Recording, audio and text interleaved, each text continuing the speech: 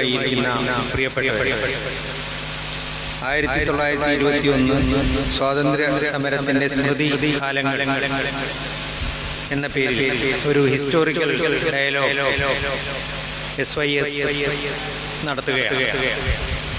പ്രസ്തുത പരിപാടിയിലേക്ക് എന്നെ ക്ഷണിച്ചതിലുള്ള നന്ദി ആദ്യമേ പറഞ്ഞുകൊണ്ട്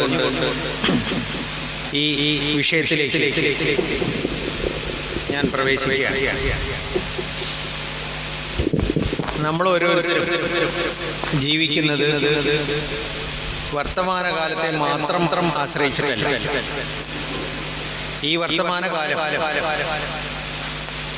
അതിൻ്റെ പിന്നിലുള്ള ഭൂതകാലത്തിൻ്റെ പിന്തുണയാലാണ് നിലനിൽക്കുന്നത്.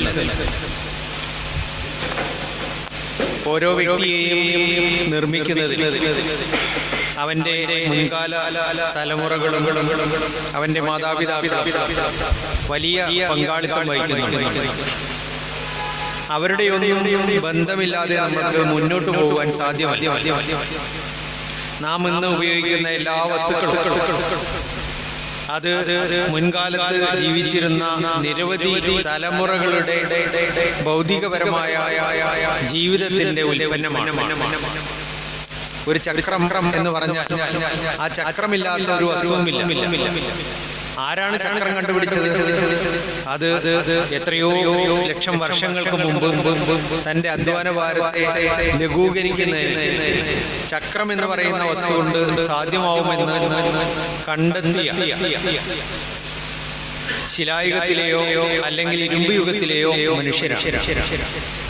അവരുണ്ടാക്കിയ ജ്ഞാനം അടുത്ത തലമുറയിലേക്ക്, ആ തലമുറ അതിനെ വികസിപ്പിച്ച് അതിനെ നൂതനമായ അറിവാക്കി മാറ്റുകയും അങ്ങനെ പല തലമുറകളിലൂടെ ഇങ്ങനെ സഞ്ചരിച്ചാണ് നാം ഇന്നിവിടെ എത്തിച്ചേർന്നത്. നമുക്ക് ശേഷം ജീവിക്കാൻ വരുന്ന നിരവധി തലമുറകൾ നാം അവർക്ക് കൈമാറുന്ന ഈ വിവരം ഉപയോഗിച്ച് ആ കാലഘട്ടത്തിലെ പ്രതിസന്ധിയെ അതിജീവിക്കുവാൻ അവർ ശ്രമിക്കും. അപ്പോൾ അവർക്കും നമ്മളെ കൂടാതെ ജീവിക്കാൻ സാധ്യമല്ല എന്ന് സാരം. ഇങ്ങനെ നമ്മളെല്ലാവരും കൈകോർത്ത് നാം ഏത് തരത്തിൽ വേർതിരിഞ്ഞു നിന്നവരാണെങ്കിൽ പോലും നമ്മളെല്ലാവരും അങ്ങോട്ടും ഇങ്ങോട്ടും കൊടുത്തും വാങ്ങിയുമാണ് ജീവിക്കുന്നത് എന്ന യാഥാർത്ഥ്യം പരമമായ സത്യമാണ്. നമ്മൾ ഉപയോഗിക്കുന്ന എല്ലാ വസ്തുക്കളും ഏത് മതക്കാരൻ ഏത് ജാതിക്കാരനാണ് നിർമ്മിച്ചത്, അത് ഏത് പ്രദേശത്താണ് നിർമ്മിച്ചത് എന്ന് നമ്മൾക്കെല്ലാവർക്കും അറിവുള്ളതല്ല. നാം എല്ലാം നമ്മൾക്ക് ഉപയുക്തമായ വസ്തുക്കൾ ഉപയോഗിക്കും. അതുകൊണ്ട് നാം മനുഷ്യരാണ് എന്ന ബോധത്തിലാണ് നാം ജീവിക്കേണ്ടത്. നമ്മൾക്ക് ആ ജ്ഞാനം ഉണ്ടാക്കി തന്ന, ഈ ഭൂമിയിൽ ഇത്രത്തോളം സൗകര്യങ്ങൾ ഉണ്ടാക്കി തന്ന മുൻ തലമുറകളെ മറന്നുകൊണ്ട് നമ്മൾക്ക് ജീവിക്കാൻ സാധ്യമല്ല. നമ്മൾക്ക് മുമ്പേ ജീവിച്ചിരുന്ന മുൻ തലമുറകൾ അവർ അനുഭവിച്ചിരുന്ന ത്യാഗത്തെയും വേദനകളെയും പരിമിതികളെയും കുറിച്ച് നാം എപ്പോഴെങ്കിലും ചിന്തിക്കാറുണ്ട്. അവർ കൊണ്ട വെയിലിൻ്റെയും അവർ ഏറ്റ ചൂടിൻ്റെയും തണുപ്പല്ലേ നാം ഇന്ന് അനുഭവിക്കുന്നത്. അവർക്കില്ലാത്ത എന്തെല്ലാം സൗകര്യങ്ങളിൽ നിന്ന് നമുക്കുണ്ട്. ഞാൻ കഴിഞ്ഞ ദിവസം ഒരു ജനന മരണ രജിസ്റ്റർ നോക്കുക. 1921 ഓഗസ്റ്റ് മാസത്തിലെ ജനന മരണ രജിസ്റ്റർ. ഈ ജനനമരണ രജിസ്റ്റർ പൂക്കോട്ടൂർ എന്ന അംശത്തിലേതാണ്. പൂക്കോട്ടൂർ നിങ്ങൾ കേട്ടിട്ടുണ്ടാവും, യുദ്ധം നടന്ന സ്ഥലമാണ്. അപ്പോൾ ഇതിൽ മരണപ്പെട്ടവരുടെ ഒരു പട്ടിക കണ്ടുപിടിക്കാൻ വേണ്ടി കുറേ കാലത്തെ അന്വേഷണത്തിന് ശേഷം ഈ ഒറിജിനൽ രജിസ്റ്റർ, ആ രജിസ്റ്ററിൽ ഓരോ പേജിലും ഓരോ മാസം മരിക്കുന്ന ആളുകളുടെ പേരുകളാണ് എൻ്റർ ചെയ്തിരിക്കുന്നത്. ഓഗസ്റ്റ് 20-ാം തീയതിയാണ് 20-ന് ശേഷം 26-ാം തീയതിയാണ് പൂക്കോട്ടൂരിൽ ഘോരമായ യുദ്ധമുണ്ടായത്. 20-ന് തിരൂരങ്ങാടിയിൽ ചില സംഭവങ്ങൾ ഉണ്ടായി. 6 ദിവസം കൊണ്ടാണ് ശ്രീലങ്കയിൽ നിന്ന് കപ്പലിൽ പട്ടാളത്തെ കോഴിക്കോട്ടേക്ക് എത്തിച്ചത്. 6-ാമത്തെ ദിവസം ഇത് മലപ്പുറത്തേക്ക് കുതിച്ചുകൊണ്ടിരിക്കുമ്പോൾ ധീരന്മാരായ പൂക്കോട്ടൂർ വന്നു ചേർന്ന അവിടുത്തെ ആളുകൾ ആ സേന മുന്നോട്ട് കുതിക്കുന്നതിനെ തടയാൻ തീരുമാനിക്കുകയും ഈ സേന വന്ന് ചേരുന്നത് നമ്മുടെ നാട്ടുകാരെ കൊല്ലാനാണ് എന്ന് മനസ്സിലാക്കി അവരെ തടയാൻ ശ്രമിക്കുകയും ചെയ്യും. ഇതിനെയാണ് നമ്മൾ ഐതിഹാസികമായ പൂക്കോട്ടൂർ യുദ്ധം എന്ന് വിളിക്കുന്നത്. ആ പൂക്കോട്ടൂർ യുദ്ധം നടന്ന ആ 26-ാം തീയതി 27-ാം തീയതി അന്നത്തെ ആ ദിവസം ഈ രജിസ്റ്ററിൽ എത്ര പേരെ ആയിരിക്കും രേഖപ്പെടുത്തിയിട്ടുണ്ടാവുക എന്നുള്ളത് ഒരു ചരിത്രകാരൻ അവന്റെ ഒരു എന്താ പറയാ അനുഭവ പരിജ്ഞാനം വെച്ച് അന്വേഷിക്കും.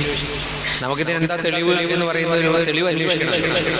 ഇന്ന് നമ്മൾ പൂക്കോട്ടൂർ അങ്ങാടിയിലൂടെ സഞ്ചരിച്ചാൽ നിങ്ങൾക്ക് രണ്ട് സൈഡിലും നിരവധി ശുഹദാക്കളുടെ കബറിടങ്ങൾ കാണാൻ പറ്റും.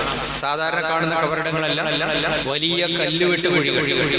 ആ കല്ലുവെട്ട് കുഴികളിൽ അന്ന് വെടിയേറ്റ് വീണ ആളുകളെ അടക്കിയതിനെ കുറിച്ച് അവിടെയുള്ള ആളുകൾ പറഞ്ഞത് കേട്ട് പിൽക്കാലത്തെ ആളുകൾ രേഖപ്പെടുത്തി വെച്ചിട്ടുണ്ട്. അവിടെ വെടിയേറ്റ് വീണ മൃതശരീരങ്ങൾ അടുക്കി കിടത്തി അതിനുള്ളിൽ പാവിരിച്ച് അടുത്ത അടുക്ക് കിടത്തി അങ്ങനെ പല തട്ടുകളായിട്ടാണ് മനുഷ്യരെ പിറ്റേ ദിവസം 27-ാം തീയതി ആ കുഴിയിൽ അടക്കം ചെയ്തത്. ആ കുഴികൾ ഇന്ന് നമുക്ക് കാണാൻ പറ്റും. അപ്പോൾ നമുക്ക് ഒന്നുറപ്പാണ്, അത്രയും കുഴികളിൽ ആളുകളെ ഇങ്ങനെ അടക്കം ചെയ്യണമെങ്കിൽ നിരവധി ആളുകൾ ഈ പട്ടാളത്തെ നേരിടാൻ വേണ്ടി എല്ലാം ഉപേക്ഷിച്ച് അവർക്ക് മുമ്പിൽ ചാടിയിട്ടുണ്ടാവും. അങ്ങനെ കാണുമ്പോൾ തന്നെ നമുക്ക് നിരവധി ആളുകളുണ്ടെന്ന് മനസ്സിലാവും. അപ്പോഴാണ് ഞാൻ ഈ ബ്രിട്ടീഷ് രേഖകൾ കാണുന്നതിന് വേണ്ടി ഈ ജനന മരണ രജിസ്റ്റർ, അത് പ്രധാനപ്പെട്ട ഒരു തെളിവാണ്. അപ്പൊ ആ ജനന മരണ രജിസ്റ്ററിൽ 1921 ഓഗസ്റ്റ് 27-ാം തീയതി എന്ന് പറഞ്ഞ് രേഖപ്പെടുത്തിയിരിക്കുന്നത് മരണപ്പെട്ട ആളുകൾ പോലീസിന്റെ വെടികൊണ്ട് കാരണം കൂടി എഴുതണമല്ലോ ഒരു കോളത്തിൽ. അപ്പൊ അതില് നമ്മൾ ഇന്ന് കാണാത്ത കുറെ ആ മാസത്തിൽ കുറെ ആൾക്കാർ മരിക്കുന്നുണ്ട്.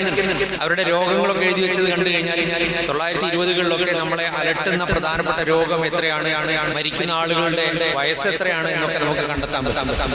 അപ്പൊ അതിൽ എഴുതി വെച്ചിരിക്കുന്നത് കരപ്പൻ അങ്ങനെയൊക്കെയുള്ള രോഗങ്ങളാണ്. നമുക്ക് ഇന്ന് അങ്ങനത്തെ രോഗങ്ങളൊന്നും കാണില്ല. അപ്പോ പ്രധാനമായിട്ടും ആളുകൾ മരിക്കുന്നത് കരപ്പൻ എന്ന് പറയുന്ന രോഗമാണ്. അപ്പൊ അതില് 27-ാം തീയതി 3 ആളുകൾ മരിച്ചതായിട്ട് എഴുതിയിട്ടുണ്ട്. എന്താ കാരണം? പോലീസിന്റെ വെടികൊണ്ട് മരിച്ചു 3 ആളുകൾ. ഇന്ന് നിങ്ങൾക്ക് അവിടെ പോയാൽ മതി, അവിടുത്തെ കുഴികൾ കണ്ടാൽ അറിയാം എത്ര തെറ്റായ ഒരു വാർത്തയാണ് ബ്രിട്ടീഷുകാർ അവിടെ എഴുതി വെച്ചിരിക്കുന്നത്. അതാരാ എഴുതി വെക്കുന്നത്? ഈ അംശത്തെ അധികാരി മറ്റുമാണ് ഇത് എഴുതി വെക്കുന്നത്. അദ്ദേഹം മിക്കവാറും ഒന്നുകിൽ ഹിന്ദു മതവിശ്വാസിയായിരിക്കാം, അല്ലെങ്കിൽ മുസ്ലിം മതവിശ്വാസിയായിരിക്കാം. ബ്രിട്ടീഷുകാരൻ പറയുന്നത് അപ്പടി അനുസരിച്ച് അതിനനുസരിച്ച് റാൻമൂളി നടക്കുന്ന ഒരു വലിയ വിഭാഗം നമ്മുടെ നാട്ടിലുണ്ടായിരുന്നു. നമ്മൾ ഈ സ്വാതന്ത്ര്യ സമരം എന്നൊക്കെ പറയുമ്പോൾ എല്ലാ ആളുകളും അത് ആ ജനകീയ സമരത്തിൽ പങ്കാളികളായിരുന്നു എന്ന ധാരണ നമുക്ക് വേണ്ട. കുറച്ച് പച്ച പിടിച്ച് പണം വന്നാൽ ഈ നാടിനെ മറക്കുന്ന ഒരു സ്വഭാവമാണ് പൊതുവെ മനുഷ്യനുള്ളത്. അത്തരത്തിലുള്ള ആളുകൾ അന്ന് നിരവധി ഉണ്ടായിരുന്നു എന്ന് നിങ്ങൾക്ക് ഈ കലാപത്തെ കുറിച്ച് നല്ല പഠനം നടത്തിയാൽ മനസ്സിലാവും.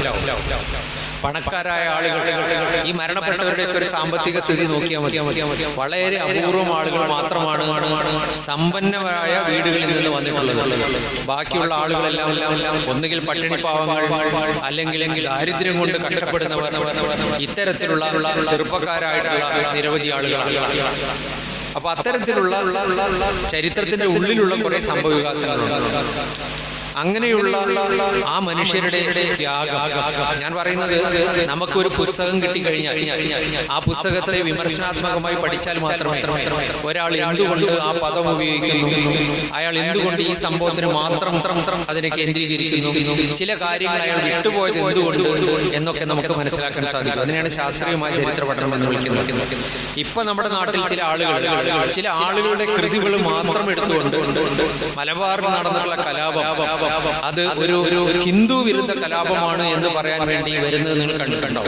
പറയുന്നത് ആരൊക്കെയാണ്? ഒന്ന് ആനി ബസന്റ് എന്ന് പറയുന്ന ഒരു മദാമിയുടെ പേര് പറയും. അവര് how India wrought for freedom എന്ന് പറയുന്ന പുസ്തകം എഴുതിയിട്ടുണ്ട് 1922. എങ്ങനെയാണ് ഇന്ത്യ സ്വാതന്ത്ര്യത്തിന് വേണ്ടി യുദ്ധം ചെയ്തത്, അവരുടെ ഒരു പുസ്തകമാണ്. രണ്ടാമത്തെ ആളെന്ന് പറയുന്നത് ഗോപാലൻ നായർ എന്ന് പറയുന്ന ഗോപാലൻ നായർ എന്ന് പറയുന്ന ഒരാളാണ്. അയാൾ വയനാട്ടിലെ അസിസ്റ്റന്റ് കളക്ടറായിരുന്നു. ആരാണ് ഗോപാലൻ നായർ? ചേറ്റൂർ ഗോപാലൻ നായർ എന്ന് പറയുന്ന പാലക്കാടുകാരനാണ്. അദ്ദേഹം പാലക്കാടുണ്ടായിരുന്ന പ്രമാണിയായിരുന്ന കോൺഗ്രസ് പ്രവർത്തകനായിരുന്ന സർ സി ശങ്കരൻ നായർ എന്ന് പറയുന്ന വൈസ്രോയുടെ എക്സിക്യൂട്ടീവ് കൗൺസിലിലെ അംഗത്തിന്റെ സഹോദരൻ. ഇവർ രണ്ടുപേരും എന്ന് പറയുന്നത് വലിയ ഭൂപ്രമാണിമാരാണ്. മണ്ണാർക്കാട് പോയി കഴിഞ്ഞാൽ നിങ്ങൾക്ക് അവിടെ NSSന്റെ എസ്റ്റേറ്റ് കാണാം. 500-ലധികം ഏക്കറുള്ള ഭൂമി ഈ ശങ്കരൻ നായർ, ഈ സർ സി ശങ്കരൻ നായർ എന്ന് പറയുന്ന ആള് NSSന് സംഭാവന ചെയ്തു. അങ്ങനെ 500 ഏക്കറും 1000 ഏക്കറും ഉള്ള ആളുകളാണ് ആദ്യകാലത്തെ കോൺഗ്രസ് പ്രവർത്തകന്മാർ. അതിൽപ്പെട്ട ആളാണ് ഈ ശങ്കരൻ നായർ. അദ്ദേഹം 1922 ഒരു പുസ്തകം എഴുതി. ആ പുസ്തകത്തിന്റെ പേര് ഗാന്ധി ആൻഡ് അനാർക്കി എന്നാണ്. ഗാന്ധി വന്നതിന് ശേഷം അരാജകത്വം വന്നിരിക്കുന്നു. ഗാന്ധി വന്നതിന് ശേഷം ഒരു അർഹതയുമില്ലാത്ത സാധാരണക്കാരായ ആളുകൾ രാഷ്ട്രീയം പറയാൻ തുടങ്ങിയിരിക്കുന്നു. കുടിലുകളൊക്കെ രാഷ്ട്രീയ ബോധത്തിന്റെ കേന്ദ്രങ്ങളായി മാറിയിരിക്കുന്നു എന്ന രീതിയിൽ ഇദ്ദേഹം പറയുകയും ഇതിന് കാരണക്കാരനാരാണ്? ദുഷ്ടനായ ഗാന്ധിജിയാണ്. അതുകൊണ്ട് ഗാന്ധിയുടെ ആഗമനം ഇന്ത്യയുടെ നാശത്തിന് വേണ്ടിയിട്ടാണ് എന്നാണ് അദ്ദേഹം പറയുന്നത്. അപ്പൊ ഞങ്ങൾ ഈ കോഴിക്കോട് പുരാരേഖാലയം, പുരാരേഖ എന്ന് പറഞ്ഞാൽ ഈ പഴയ രേഖകളൊക്കെ സൂക്ഷിച്ചു വെച്ച സ്ഥലം, അവിടേക്ക് ഓടിപ്പോയിട്ട് അവിടുത്തെ രേഖകളൊക്കെ എടുത്ത് വായിക്കാൻ നോക്കരുത്. കാരണം അതൊക്കെ ബ്രിട്ടീഷ് രേഖകളാണ്. ബ്രിട്ടീഷുകാർ ഇന്ത്യ ഭരിക്കുന്നതിന് യുക്തമായ അവരെഴുതി വെച്ച രേഖകളാണ് അവിടെ ഉള്ളത്. അതുകൊണ്ട് അത് വായിക്കുമ്പോൾ വിമർശനാത്മകമായി വായിച്ചില്ലെങ്കിൽ നമ്മൾ ബ്രിട്ടീഷുകാരന്റെ അവൻ എന്താണോ മനസ്സിൽ കരുതിയത് അത് പറയുന്നത് പോലെയാവും. അതുകൊണ്ട് നമ്മൾ പഠിപ്പിക്കുന്ന കുട്ടികളോടൊക്കെ നമ്മൾ പറയും, രേഖകൾ എന്ന് പറയുന്നത് ആരാണ് ഉണ്ടാക്കിയത് എന്ന് വ്യക്തമായി കണ്ടെത്തി അതിന്റെ ആധികാരികത പരിശോധിച്ച് അതിനെ വിമർശനാത്മകമായി നമ്മൾ പരിശോധിച്ചുകൊണ്ട് മാത്രമേ നമുക്കതിനെ സ്വീകരിക്കാൻ സാധിക്കൂ. ഞങ്ങൾ ഈ അടുത്ത കാലത്ത് ഒരു സിനിമയുടെ 1921 ഈ കലാപം ഇങ്ങനെ കൊടുമ്പിരി കൊണ്ട് തുടങ്ങുമ്പോൾ ബ്രിട്ടീഷുകാർ ഒരു തീരുമാനമെടുത്തു, ഇത് മുമ്പത്തെ പോലെയുള്ള കലാപമല്ല, ഇത് അടിവേര് ഇളക്കുന്ന കലാപമാണ്. 21 ഓഗസ്റ്റ് 20 തുടങ്ങുന്നത്. അപ്പൊ അതിനെ അമർച്ച ചെയ്യാൻ വേണ്ടി അവര് 9 പട്ടാള കമ്പനികളെയാണ് ഒരുക്കിയത്. ഏത് 2 ചെറിയ താലൂക്കുകളെ ഒതുക്കാൻ വേണ്ടി അതിന് ചുറ്റും ഈ 9 പട്ടാള കമ്പനികൾ വളയുകയാണ്. ഇത് വളഞ്ഞ് പിന്നെ അവിടുത്തെ അങ്ങ് ലൈറ്റ് ഓഫ് ആക്കുന്ന പോലെ ഇരുട്ട് വ്യാപിച്ചു. ഇതങ്ങ് ചുറ്റി അതിനെ കർഫ്യൂ പ്രഖ്യാപിച്ചു. പിന്നെ അതിന്റെ ഉള്ളിൽ എന്താ നടക്കുന്നതെന്ന് ആർക്കും അറിഞ്ഞു. അപ്പൊ അത് ചെയ്തു തുടങ്ങിയപ്പോൾ ബ്രിട്ടീഷുകാർ എന്ത് ചെയ്തു? മദ്രാസിൽ ഒരു പബ്ലിസിറ്റി ബ്യൂറോ തുടങ്ങി. എന്നിട്ട് ആ പബ്ലിസിറ്റി ബ്യൂറോ ഒരു സിനിമ നിർമ്മിക്കാൻ തീരുമാനിച്ചു. 30 മിനിറ്റ് ദൈർഘ്യമുള്ള സിനിമ. ആ സിനിമയുടെ പേര് ദ മലബാർ റെബല്യൻ ഫിലിം 1921 എന്നാണ്. ഈ സിനിമ ഓഗസ്റ്റ് അവസാനം തന്നെ തുടങ്ങി. സെപ്റ്റംബറിൽ അതിന്റെ സ്ക്രിപ്റ്റ് ഒക്കെ തയ്യാറാക്കി പെർമിഷൻ കിട്ടി. ബ്രിട്ടീഷ് ഗവൺമെന്റ് 1500 രൂപ അതിന് വേണ്ടി കൊടുത്തു. ബാംഗ്ലൂരിലെ പട്ടാള റെജിമെന്റ് 1500 രൂപ കൊടുത്തു. അങ്ങനെ 3000 രൂപ മൂലധനവുമായി ഒരു പട്ടാളക്കാരനായ റോബിൻസൺ എന്ന് പറയുന്ന മേജർ റോബിൻസൺ, അദ്ദേഹമാണ് ഈ സിനിമ നിർമ്മിക്കുന്നത് ഗവൺമെന്റിന് വേണ്ടി. അയാളത് നിർമ്മിക്കാൻ കാരണം എന്താണെന്ന് അയാൾ ഇങ്ങനത്തെ പ്രചരണ സിനിമകൾ നിർമ്മിക്കുന്ന ആളാണ്. അയാളുടെ ആദ്യകാലത്തെ സിനിമകൾ ഏതൊക്കെയാണ്? ഡോക്യുമെന്ററി പോലെയാണ്. പട്ടാളക്കാരെ റിക്രൂട്ട് ചെയ്യാൻ വേണ്ടി ഈ കവലകളിലൊക്കെ സിനിമ കാണിക്കുന്ന പട്ടാളക്കാരുടെ സിനിമ നിർമ്മിക്കുന്ന ആളാണ്. അതുകൊണ്ട് നല്ല പരിചയം.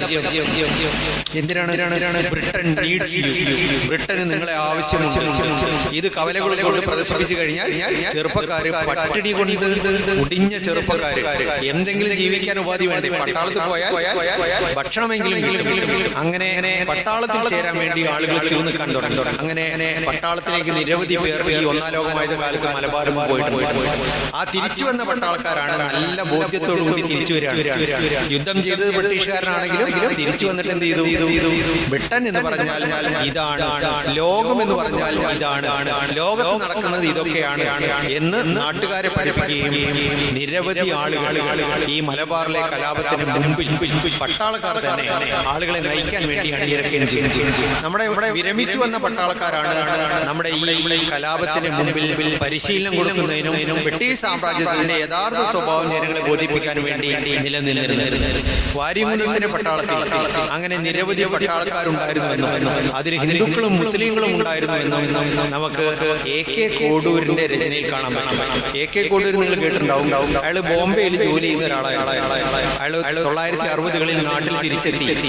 അയാൾക്ക് അയാളുടെ പൂർവ്വപിതാക്കന്മാർ അനുഭവിച്ച അന്നൊക്കെ കുറേ പേര് നമ്മുടെ ഇടയിൽ ജീവിക്കുന്നുണ്ടായിരുന്നു. അതിന്റെ ഓർമ്മകളുമായി ചെറിയ കുട്ടികളും മധ്യവയസ്കരും ഈവൻ വൃദ്ധന്മാർ വരെ 21 സംഭവങ്ങൾ അറിയുന്ന നിരവധി ആളുകളുണ്ടായിരുന്നു. ഉണ്ടായിരുന്നു നമ്മുടെ കൂട്ടത്തിൽ. പക്ഷെ നമ്മൾ എന്ത് ചെയ്തില്ല?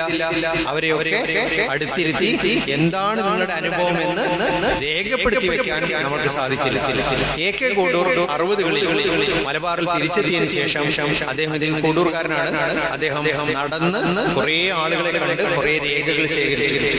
അതിൽ അദ്ദേഹം പ്രധാനമായും കണ്ടത് പാലക്കാട് ചെന്ന് പാലക്കാട് കുറെ MSP-കാരായ റിട്ടയർ ചെയ്ത ഉദ്യോഗസ്ഥന്മാരുണ്ടായിരുന്നു. അവരെ കണ്ട് അവരോട് സംസാരിച്ചപ്പോൾ അതിൽ ചില ആളുകൾ വാരിയംകുന്നത്തിനെ പിടിച്ചു കൊടുത്ത ആൾക്കാരാണ്. വാരിയംകുന്നത്തിനെ വെടിവെച്ചു കൊല്ലുന്ന സമയത്ത് മലപ്പുറത്തെ കുന്നിന്റെ മുകളിൽ സന്നിഹിതരായ പട്ടാളക്കാരും അതിലുണ്ടായിരുന്നു. അവർ പറഞ്ഞു കൊടുത്ത വാക്ക് കേട്ടിട്ടാണ് AK കോഡൂർ എഴുതിയത്. അന്ന് ഈ വെടിവെക്കാൻ പോലീസുകാരൻ തോക്കുയർത്തിയപ്പോൾ വാരിയംകുന്നത്ത് പറഞ്ഞു, എന്നെ പിന്നിൽ നിന്ന് വെടിവെക്കരുത്. നിങ്ങൾ എനിക്കൊരു വാഗ്ദാനം തന്നിട്ടുണ്ടല്ലോ, നാട് കടത്തപ്പെട്ട് കഴിഞ്ഞാൽ നിങ്ങൾക്ക് സുരക്ഷിതനായി സ്വതന്ത്രമായി ശ്വസിച്ച് ഇന്ത്യക്ക് പുറത്ത് ജീവിക്കാമെന്നുള്ളത്. അതെനിക്ക് ആവശ്യമില്ല. എനിക്ക് എന്റെ മാതൃരാജ്യത്ത് നെഞ്ചിൽ വെടിയേറ്റ് കമിഴ്ന്നു കിടന്ന് ഈ മണ്ണോട് ചേർന്ന് മരിക്കണം എന്നൊക്കെ അദ്ദേഹം പറഞ്ഞത് ഉലകം കൊണ്ട പോലീസുകാർ പറഞ്ഞത്. ചുറ്റും നിന്നിരുന്ന പോലീസുകാരില്ലേ, എന്തു വന്നാലും അവർ നാട്ടുകാരാണല്ലോ, അവർ പറഞ്ഞു കൊടുത്താണ് AK കോഡൂർ എഴുതി വെച്ചത്. ഏകദേശം ഒരു സത്യസന്ധമായ ഈ കലാപത്തെ കുറിച്ചുള്ള വിവരണം നമുക്ക് തരുന്നത് AK കോഡൂരിന്റെ പുസ്തകമാണ്. ആംഗ്ലോ മാപ്പിള യുദ്ധം എന്നാണ് അതിന്റെ പേര്. നിർഭാഗ്യവശാൽ അദ്ദേഹം അത് പ്രസിദ്ധീകരിക്കുന്നതിന് മുമ്പേ നമ്മളെ വിട്ടുപോയി. പിന്നീട് അദ്ദേഹത്തിന്റെ മക്കളാണ് അതിന്റെ ഒരു ചെറുഭാഗം പ്രസിദ്ധീകരിച്ചത്. പിന്നീട് ഞാൻ അന്വേഷിച്ചു നോക്കിയപ്പോൾ കുറെ കുറിപ്പുകൾ ഉണ്ടായിരുന്നു, അതെല്ലാം നഷ്ടപ്പെട്ടു പോയിട്ടുണ്ട്. അപ്പൊ ഇങ്ങനെ ഈ രേഖകൾ നമ്മുടെ പുരാരേഖാലയത്തിൽ കാണും. ബ്രിട്ടീഷുകാരുണ്ടാക്കിയ രേഖകളുടെ പ്രത്യേകത അവർക്ക് ഇന്ത്യ വരാൻ പോകുന്ന എല്ലാ കാലത്തും കൊള്ളയടിക്കാനുള്ള ഒരു ഭൂപ്രദേശമാണ് എന്ന ധാരണയിലാണ് അവർ ഭരണം നടത്തിയിരുന്നത്. പക്ഷേ 20ാം നൂറ്റാണ്ടായപ്പോഴേക്കും ആ ഒരു മോഹമൊക്കെ പതുക്കെ പൊരിയാൻ തുടങ്ങി. നമ്മുടെ ഓഗസ്റ്റ് 20-ന് തൊട്ട് മുമ്പ് തിരൂരങ്ങാടിയിൽ ചില സംഭവങ്ങൾ ഉണ്ടായപ്പോൾ അത് പന്തിയില്ല എന്ന് മനസ്സിലാക്കിയ കളക്ടർ തോമസ് അത് തീർക്കാൻ വേണ്ടി പോയതാണ്. തോമസ് ഒരു ബൈക്കിൽ നമ്മുടെ പരപ്പനങ്ങാടി റോഡ് വഴി കോഴിക്കോട്ടേക്ക് പോകുന്ന ഒരു പോക്കുണ്ട്. അത് പോകുന്ന ഘട്ടത്തിൽ അദ്ദേഹം താനൂര് വിട്ട് പരപ്പനങ്ങാടിയിലേക്ക് തിരിഞ്ഞ് മുന്നോട്ട് പോയിക്കൊണ്ടിരുന്നപ്പോൾ അവിടെ നിന്നൊരു ജനക്കൂട്ടം വരും. താനൂർക്കാരും പരപ്പനങ്ങാടിക്കാരും പല സ്ഥലങ്ങളിൽ നിന്ന് ഓടിക്കൂടിയവരും തിരൂരങ്ങാടിലെ നമ്മുടെ സഹോദരങ്ങളെ രക്ഷിക്കാൻ വേണ്ടി പോവാണ്. അവരിങ്ങനെ ആർത്തു വിളിച്ചു മുമ്പോട്ട് പോകുമ്പോൾ ഒരു വെള്ളക്കാരൻ ഇങ്ങനെ എതിരെ വരും. വെള്ളക്കാരൻ പേടിച്ച് വിറച്ചു. ആരാണത്? കളക്ടർ. നമ്മൾ ആദ്യമായിട്ട് മോട്ടോർ സൈക്കിള് ലോറി ഇതൊക്കെ കാണുന്നത് ഈ ദുഷ്ടന്മാര് പട്ടാളത്തിനെ കൊണ്ടുവരുന്ന വഴിക്കാണ്. നമ്മൾ അവരുടെ ചെറിയ രേഖകൾ നോക്കിയാൽ മതി. ആദ്യമായിട്ട് നമ്മൾ ബൈസൈക്കിൾ എന്ന് പറയുന്ന സാധനം കാണുന്നു, ലോറി കാണുന്നു, ബൈക്ക് കാണുന്നു. ഇതൊക്കെ ഈ ബ്രിട്ടീഷുകാരാണ് ഇവിടെ കൊണ്ടുവരുന്നത്. ആ ഓട്ടമുണ്ട്. അതാണ് 20ാം നൂറ്റാണ്ടിലെ മലബാറിലെ ജനക്കൂട്ടത്തിന്റെ ധൈര്യത്തിന്റെ പ്രതിഫലനം. നമ്മൾ ഒരുമിച്ച് കൂടാൻ തുടങ്ങി. ഇതിനാണ് ജനക്കൂട്ടം എന്ന് പറയുന്നത്. ഈ ജനക്കൂട്ടം സംഘടിക്കാൻ തുടങ്ങിയോട് കൂടിയിട്ടാണ് ബ്രിട്ടീഷുകാർക്ക് പന്തികേട് മനസ്സിലായത്. ഇത് എവിടുന്നാ മനസ്സിലായി തുടങ്ങിയത്? 19ാം നൂറ്റാണ്ടിന്റെ അവസാന ഘട്ടത്തിൽ ആഫ്രിക്ക എന്ന് പറയുന്ന ബ്രിട്ടീഷുകാരുടെ ഒരു ഭരണപ്രദേശത്ത് അവിടെ എല്ലാ രാജ്യക്കാർക്കും കോളനി ഉണ്ട്. ബ്രിട്ടീഷുകാർക്കെതിരെ ആഫ്രിക്കയിലെ ബോവർ വർഗ്ഗക്കാർ, ഈ പാശ്ചാത്യന്മാരും ആഫ്രിക്കക്കാരും ചേർന്നുണ്ടായ ഒരു പ്രത്യേക വർഗമാണ് ബോവർ. ആ ബോവർ വർഗ്ഗക്കാർ 19ാം നൂറ്റാണ്ടിന്റെ അവസാന ദശകത്തിൽ മേൽക്കോയ്മയ്ക്കെതിരെ ഒരു വലിയ ജനകീയ കലാപം ആരംഭിച്ചു. അതോടുകൂടി ഈ ബ്രിട്ടീഷുകാർക്ക് മനസ്സിലായി ഇനി കോളനികളൊന്നും പണ്ടത്തെ പോലെ ഭരിക്കാൻ സാധ്യമല്ല. ജനങ്ങൾ ഇളകി തുടങ്ങിയിട്ടുണ്ട്. അതുകൊണ്ട് ജനങ്ങൾ ഇളകാതിരിക്കാൻ നമ്മൾ ചില മുൻകരുതൽ എടുക്കേണ്ടി വരും. അതിന്റെ ഭാഗമായിട്ടാണ് അവർ എല്ലാ സ്ഥലങ്ങളിലും രഹസ്യ പോലീസിനെ നിയമിക്കുക, ക്രൂരമായിട്ടുള്ള പീഡനങ്ങൾ എതിർക്കുന്നവർക്കെതിരെ സ്വീകരിക്കാൻ തുടങ്ങിയവർക്ക് സ്വീകരിച്ചത്. പക്ഷെ മലബാറിന്റെ കാര്യത്തിൽ അവർക്ക് 19ാം നൂറ്റാണ്ടിലെ ചില അനുഭവങ്ങളുണ്ട്. ആ അനുഭവങ്ങളുടെ അടിസ്ഥാനത്തിൽ അവര് മാപ്പിള സമൂഹത്തെ ഒരു പ്രത്യേക സംഘമായിട്ടാണ് കണ്ടിരുന്നത്. നമ്മള് 18 നൂറ്റാണ്ടും 19ാം നൂറ്റാണ്ടിലൊക്കെ അവരുടെ രേഖ പരിശോധിച്ച് നോക്കിയാൽ മലബാറിലെ മാപ്പിളമാരെ കുറിച്ച് അവർ എടുത്തിട്ടുള്ള ഒരു നിലപാട് എന്ന് പറയുന്നത് ആ മാപ്പിളമാർക്കിടയിൽ 2 തരക്കാരുണ്ട്. ഒരു വിഭാഗം എന്ന് പറയുന്നത് തീരദേശത്തെ ആൾക്കാരാണ്. അവര് പൊതുവെ ശാന്ത സ്വഭാവക്കാരാണ്, വലിയ കുഴപ്പമൊന്നുമില്ല. അവര് ഇവർ വിളിക്കുന്നത് കോസ്റ്റൽ മാപ്പിളാസ് എന്നാണ്. സാമാന്യം ഭേദപ്പെട്ട ജീവിതമാണ് അവർക്കുള്ളത്, സാമ്പത്തിക സ്ഥിതി ഉണ്ട്. പക്ഷേ ഉൾപ്രദേശത്തേക്ക് വലിഞ്ഞ മാപ്പിളമാരും അവരെ കാണുമ്പോൾ തന്നെ ബ്രിട്ടീഷുകാർക്ക് ഭയമാണ്. അവരുടെ രേഖകൾ നോക്കിയാൽ മതി. ഒരു മാപ്പിളയുടെ ശരീരത്തെ കുറിച്ച് അവർ വിശദീകരിക്കുന്നത് robust body, hard working individual,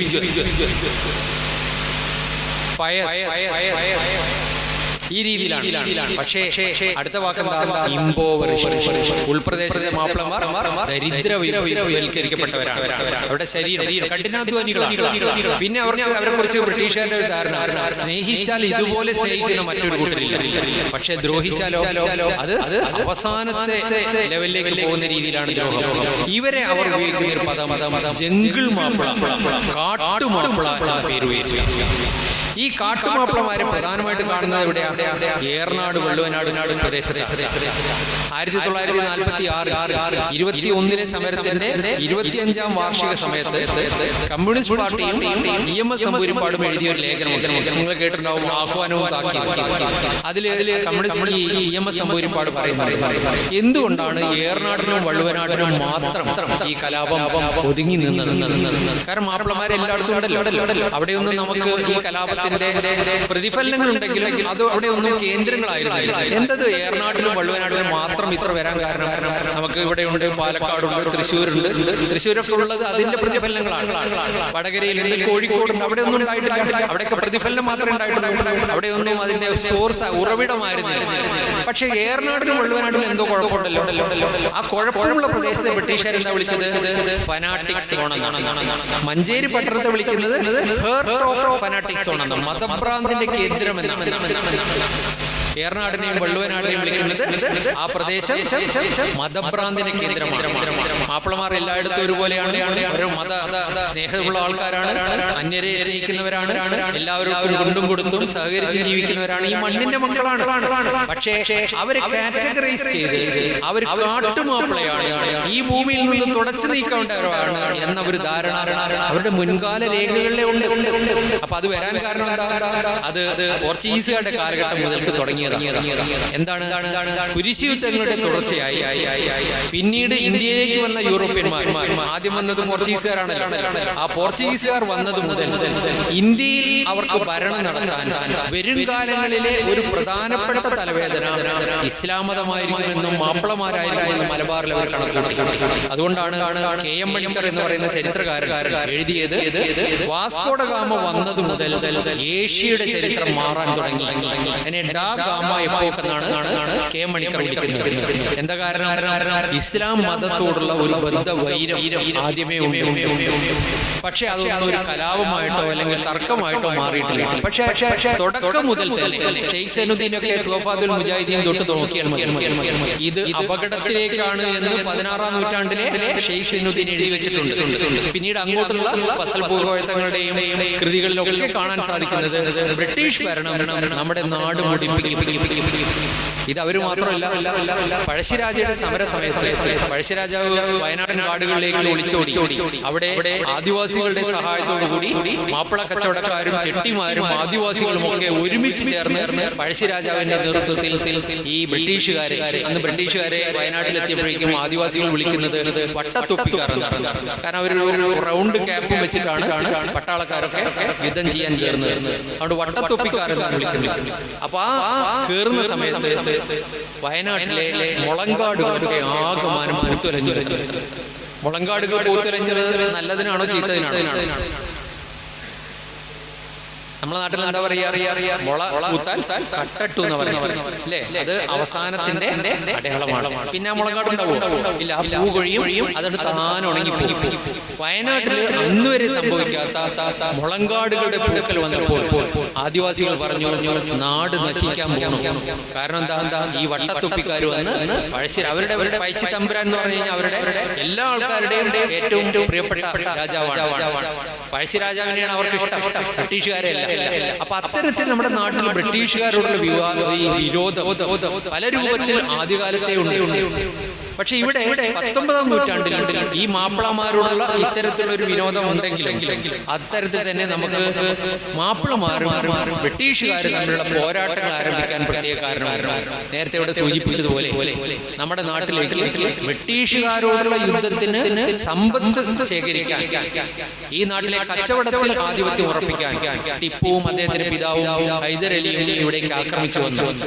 ഈ പ്രദേശത്ത് അവർ എത്തിയതിനു ശേഷം അവർ ഈ പ്രദേശത്ത് നടപ്പിലാക്കിയ നടപടികളുടെ ഭാഗമായി മലബാറിൽ വലിയ തോതിൽ സാമൂഹ്യ മാറ്റമുണ്ടായി.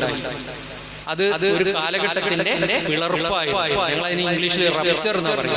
കാരണം എന്താ, അന്ന് വരെ ഉണ്ടായിരുന്ന ജാതിക്രമം കംപ്ലീറ്റ് ഇല്ലാതായി. നിങ്ങൾക്ക് അറിയാം തെക്കൻ കേരളത്തിൽ ആണെങ്കിൽ അവിടെ സ്ത്രീകളുടെ മാറുമറയ്ക്കൽ സമരം ഉണ്ടായിട്ടുണ്ട്. പക്ഷേ നമ്മുടെ മലബാറിൽ അത് അക്കാലഘട്ടങ്ങൾ വലുതായിട്ടുണ്ടായിട്ടില്ല. എല്ലാം തീർന്നു പോയി എന്ന് പറയാം. ഇത് ഇവിടെ ഉണ്ടാവാതിരിക്കാനുള്ള ഒരു കാരണം ടിപ്പുവിന്റെയും ഹൈദരലിയുടെയും ഭരണക്രമമാണ്. അദ്ദേഹം എന്ത് ചെയ്തു? ഈ നാട്ടിലെ പ്രമാണിമാരായ നായന്മാർ അവർ ആയുധം എടുത്ത് ടിപ്പുവിനെയും ഹൈദരലിയും ഒക്കെ ഞങ്ങൾ വകവരുത്തുമെന്ന് രംഗത്തറിഞ്ഞു. ടിപ്പുവിന്റെ പട്ടാളം അവരെ അടിച്ചമർത്തി. എന്നിട്ട് അദ്ദേഹം പറഞ്ഞു, നിങ്ങൾ ഇനി തൊട്ടുകൂടാത്തവരാണ്, ഇത്രയും കാലം നിങ്ങൾ അനുഭവിച്ചില്ല, ഇനി നിങ്ങൾ തൊട്ടുകൂടാത്തവരാണ്, അതുകൊണ്ട് മാറിയിക്കാൻ. അങ്ങനെ നായന്മാരെല്ലാം കാട്ടിലേക്ക് വലിഞ്ഞു എന്നാണ് പറയുന്നത്. അതുകൊണ്ട് ടിപ്പുവിന്റെയും ഹൈദരലിയുടെയും ഭരണകാലഘട്ടം സാമൂഹ്യ മാറ്റത്തിന്റെ ഒരു ഭരണകാലഘട്ടം കൂടിയാണ്. ടിപ്പു ഫ്രഞ്ചുകാരുടെ സഹായത്തോടു കൂടി ആധുനിക റോഡുകളും മറ്റുമൊക്കെ ഉണ്ടാക്കി ധാരാളം പ്രദേശങ്ങളെ ബന്ധിപ്പിക്കാൻ തുടങ്ങി. നമ്മുടെ ഈ തോടുകളും പുഴകളുമാണ് നമ്മൾ നേരത്തെ യാത്രയ്ക്ക് ഉപയോഗിച്ചിരുന്നത്. അത് മാറി കരപ്രദേശങ്ങളിലൂടെ വീൽഡ് ട്രാഫിക് എന്ന് ഞങ്ങൾ പറയും. കാളവണ്ടികളിലൂടെ സാധനങ്ങൾ കടത്തിക്കൊണ്ടുപോകുന്നതിനും ആളുകൾക്ക് നടക്കുന്നതിനുള്ള സൗകര്യം ഉണ്ടാക്കുന്ന ടിപ്പു സുൽത്താനാണ്. അതുകൊണ്ട് ടിപ്പു സുൽത്താനെ ഞങ്ങൾ വിളിക്കുന്നത് മേക്കർ ഓഫ് മോഡേൺ മലബാർ. കാരണം ആധുനികത കൊണ്ടുവരുന്ന അദ്ദേഹമാണ്. അദ്ദേഹം ഇവിടെ പ്രദേശം ഈ വർഗീയവാദികൾ പറയുന്ന പോലെ ഇവിടെ ഇസ്ലാം മതം പ്രചരിപ്പിക്കാനല്ല അദ്ദേഹം വന്നത്. അവിടെ അദ്ദേഹം ഘോര യുദ്ധത്തിലാണ്. നിങ്ങൾ കേട്ടിട്ടുണ്ടോ ആംഗ്ലോ മൈസൂർ യുദ്ധം? ബ്രിട്ടീഷുകാർക്കെതിരെയുള്ള യുദ്ധം അവിടെ നടക്കുകയാണ്. അതിന് അദ്ദേഹത്തിന് സമ്പത്ത് വേണം. ആ സമ്പത്ത് മാത്രമല്ല, ഈ പ്രദേശത്തെ കച്ചവടത്തിൽ അദ്ദേഹത്തിന് ആധിപത്യം വേണം. അങ്ങനെ അദ്ദേഹത്തിന് വരുമാനം വർദ്ധിപ്പിക്കാൻ പറ്റും. അങ്ങനെ അദ്ദേഹം മലബാറിനെ പിടിച്ചടക്കി ഈ പ്രദേശം ഭരിച്ചു. നിർഭാഗ്യവശാൽ 1792 ഒരു സന്ധി പ്രകാരം അദ്ദേഹത്തിന് മലബാർ ബ്രിട്ടീഷുകാർക്ക് വിട്ടുകൊടുക്കേണ്ടി വന്നു. മംഗലാപുരം സന്ധി എന്നാണ് അതിന്റെ പേര്. അത് വിട്ടുകൊടുത്തപ്പോൾ മലബാർ എന്ന് പറയുന്ന ഈ പ്രദേശം ബ്രിട്ടീഷുകാരുടെ കൈകളിലേക്ക് വന്നു വീണു. ബ്രിട്ടീഷുകാർക്ക് ഒരു നിധിയാണ് കിട്ടിയത്. സമ്പന്നരായിട്ടുള്ള നിരവധി ഭൂപ്രഭുക്കന്മാരും വനസമ്പത്തും കാലാവസ്ഥയും ഒക്കെയുള്ള ഈ മലബാർ പ്രദേശം കിട്ടിയപ്പോൾ ബ്രിട്ടീഷുകാർക്ക് ഇത് എങ്ങനെ ഭരിക്കേണ്ടത് നടന്നു. ബ്രിട്ടീഷുകാർ അപ്പോഴേക്കും അവരുടെ ഒരു ചരിത്രപരമായിട്ടുള്ള അനുഭവത്തിൽ നിന്ന് ഇനി നേരിട്ട് ഭരിക്കേണ്ട, മറിച്ച് ചില ആളുകളെ മധ്യവർത്തികളെ ഉപയോഗിച്ച് ഭരിച്ചാൽ മതി എന്ന് തീരുമാനിച്ചിരുന്നു. അങ്ങനെ നമ്മുടെ ചെർപ്പളശ്ശേരിയും തലശ്ശേരിയും ആസ്ഥാനമാക്കിക്കൊണ്ട് മലബാറിനെ ഒരു പ്രത്യേക പ്രദേശമാക്കി ഭരിച്ചു. ആദ്യം ഇത് ബോംബെയിൽ നിന്നാണ് ഭരിച്ചിരുന്നത്. 1801 മദ്രാസ് പ്രസിഡൻസി സ്ഥാപിച്ച് ഇതിനെ ഒരു പ്രത്യേക ജില്ലയാക്കി മാറ്റി. അന്ന് മുതലാണ് നമുക്ക് മലബാർ ഒരു ജില്ലയായി മാറുന്നതും അവിടെ ഒരു കളക്ടർ ഉണ്ടാവും. അവര് ഒരു ജില്ല ഭരിക്കുന്ന ഉദ്യോഗസ്ഥരെ കളക്ടർ എന്നാണ് വിളിച്ചിരുന്നത്. കളക്ടർമാരെ നമ്മൾ പലപ്പോഴും കണ്ടിട്ടില്ല. എന്താ കളക്ടറുടെ ഡ്യൂട്ടി? കളക്ട് ചെയ്യാന്നുള്ളതാണ്. ഇവിടെ എന്താ കളക്ട് ചെയ്യുന്നത്? വരുമാനം കളക്ട് ചെയ്യുന്ന ഉദ്യോഗസ്ഥനാണ് കളക്ടർ. ആ പേര് നമ്മൾ ഇപ്പോഴും മാറ്റിയിട്ടില്ല.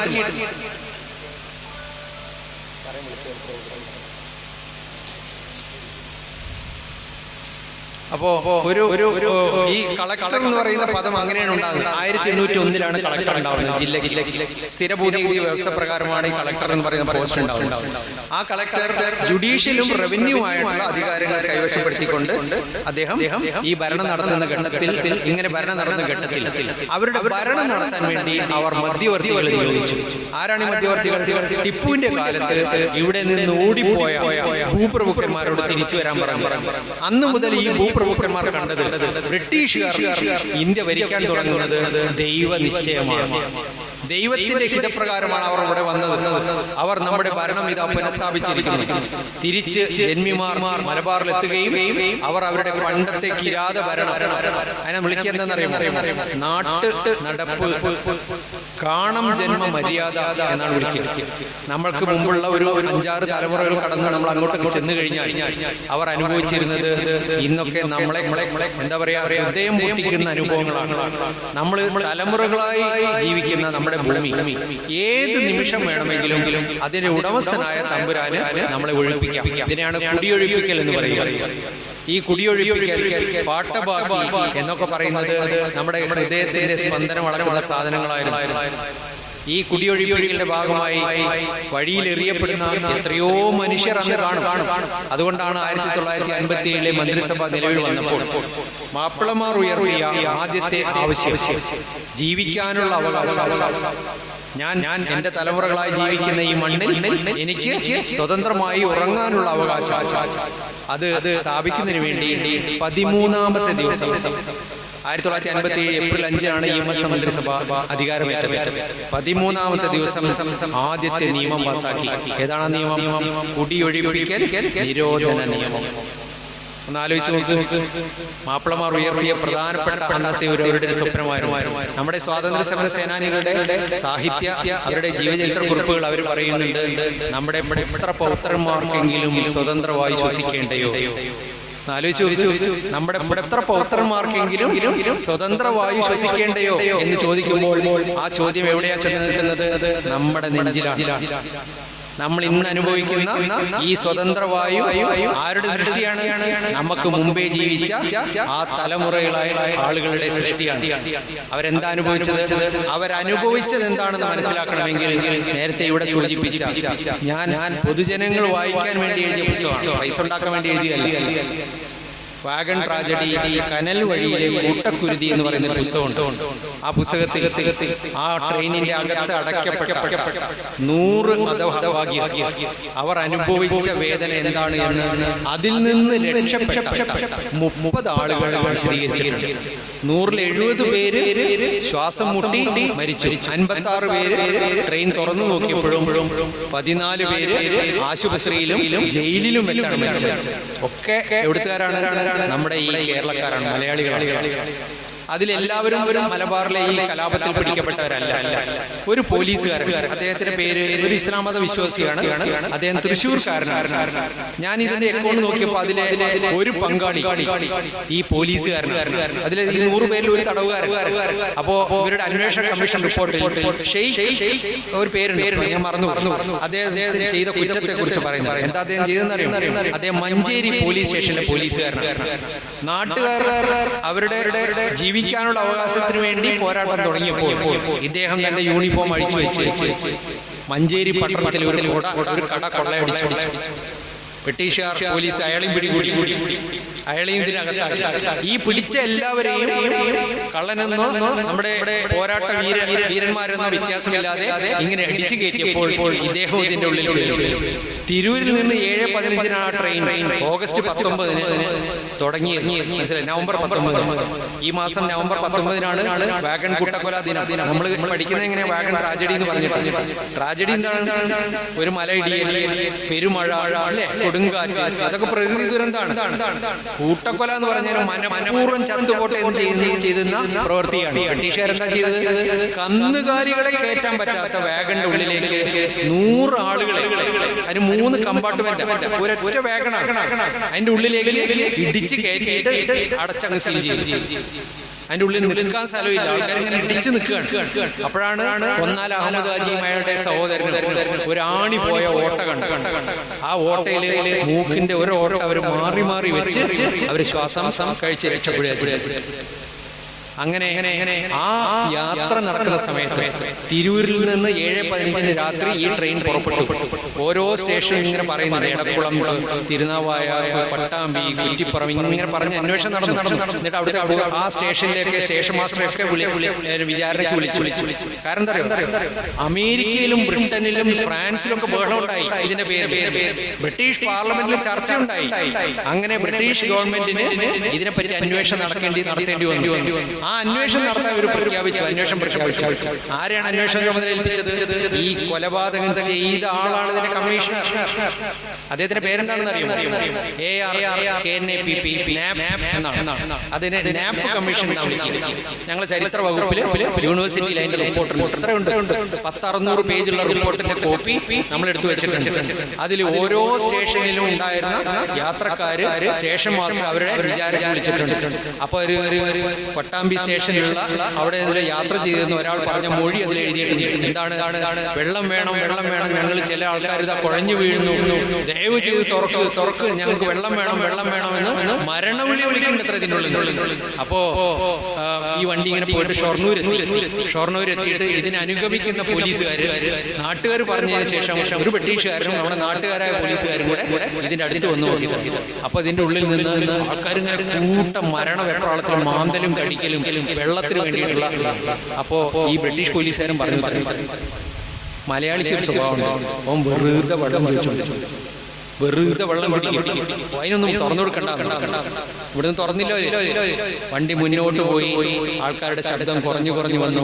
ഒറ്റപ്പാലത്ത് ഈ വണ്ടി എത്തിയപ്പോൾ അവിടുത്തെ സ്റ്റേഷൻ മാസ്റ്ററോട് ഈ പോലീസുകാരൻ എന്ന് പറഞ്ഞു, പോത്തന്നൂർ സ്റ്റേഷൻ, കോയമ്പത്തൂരിനടുത്തുള്ള പോത്തന്നൂർ സ്റ്റേഷനിൽ ഒരു ടെലഗ്രാം കൊടുക്കണം, 3 ബക്കറ്റ് വെള്ളം അവിടെ റെഡിയാക്കി വയ്ക്കാൻ പറയണം. പാവങ്ങൾ വെള്ളം ചോദിക്കുന്നു. മനസ്സിലായില്ലേ? വണ്ടി പിന്നെയും എത്രയോ സ്റ്റേഷൻ കടന്ന് പോയി പാലക്കാട് വിട്ട് പോത്തന്നൂരിൽ 12 മണി കഴിഞ്ഞ് എത്തുകയാണ്. 12:10 എത്തി. അവിടെ ചെന്നതിന് ശേഷം അവിടെ പോലീസുകാരും 3 ബക്കറ്റ് വെള്ളമായിട്ട് അവിടെ നിൽക്കുന്നുണ്ട്. അവരിത് തുറന്നു നോക്കിയപ്പോൾ അതിന്റെ ഉള്ളിൽ നിന്ന് ആളും അനക്കമില്ല. ഈ ശ്വസിക്കാൻ ഒരു ദ്വാരം കിട്ടിയ പൊന്നാല മുഹമ്മദ് ഹാജിക്ക് നേരിയ ഓർമ്മയുണ്ട്. അദ്ദേഹം പിന്നീട് അവിടെ നിന്ന് രക്ഷപ്പെട്ട് ജയിലിൽ പോയി. ജയിലിൽ നിന്ന് 930 ആയപ്പോഴേക്കും കുറെ ആളുകൾ വിട്ടു. അങ്ങനെ അദ്ദേഹം പറഞ്ഞ കഥയാണ്.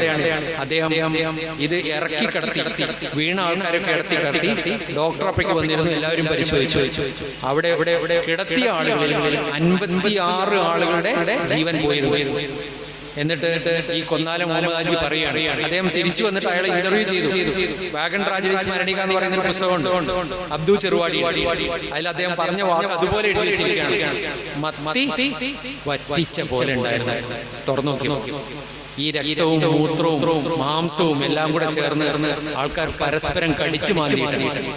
ഇത് നമ്മുടെ മുൻ തലമുറ അനുഭവിച്ച ത്യാഗമാണ്. അവർക്ക് ജീവൻ നഷ്ടപ്പെട്ടു, ബന്ധുക്കൾ നഷ്ടപ്പെട്ടു. എത്രയോ ആയിരക്കണക്കിന് ആളുകളെയാണ് കാണാതായത്. എത്രയോ പേരാണ് ആന്തമാലേക്ക് നാട് കടത്തപ്പെട്ടത്. എത്രയോ പേരാണ് കൂട്ടിയിട്ട് കത്തിക്കപ്പെട്ടത്. ഈ ആളുകൾ അനുഭവിച്ച ത്യാഗം ആർക്കു വേണ്ടിയായിരുന്നു? ഇവർ ഒരുക്കി തന്നതല്ലേ ഈ സ്വതന്ത്ര ഭൂമി. ആ സ്വതന്ത്ര ഭൂമി ഉണ്ടാക്കാൻ അവർ കയ്യും മെയ്യും ചേർന്ന് മതജാതി വ്യത്യാസമില്ലാതെ പോരാടിയതിന്റെ ഭാഗമായിട്ട് നമുക്ക് ലഭിച്ചതാണ് നമ്മുടെ സ്വാതന്ത്ര്യം. ഇന്ന് ആ സ്വാതന്ത്ര്യത്തിന് വില പറയുന്നു. ഇന്ന് ആ സ്വാതന്ത്ര്യം നേടിയതിനെ ഒറ്റുകൊടുക്കുന്നു. അതിന് നേതൃത്വം വഹിച്ച ആളുകളെ പട്ടികയിൽ നിന്ന് വെട്ടിമാറ്റുന്നു. ഒന്ന് ആലോചിച്ച് നോക്കൂ.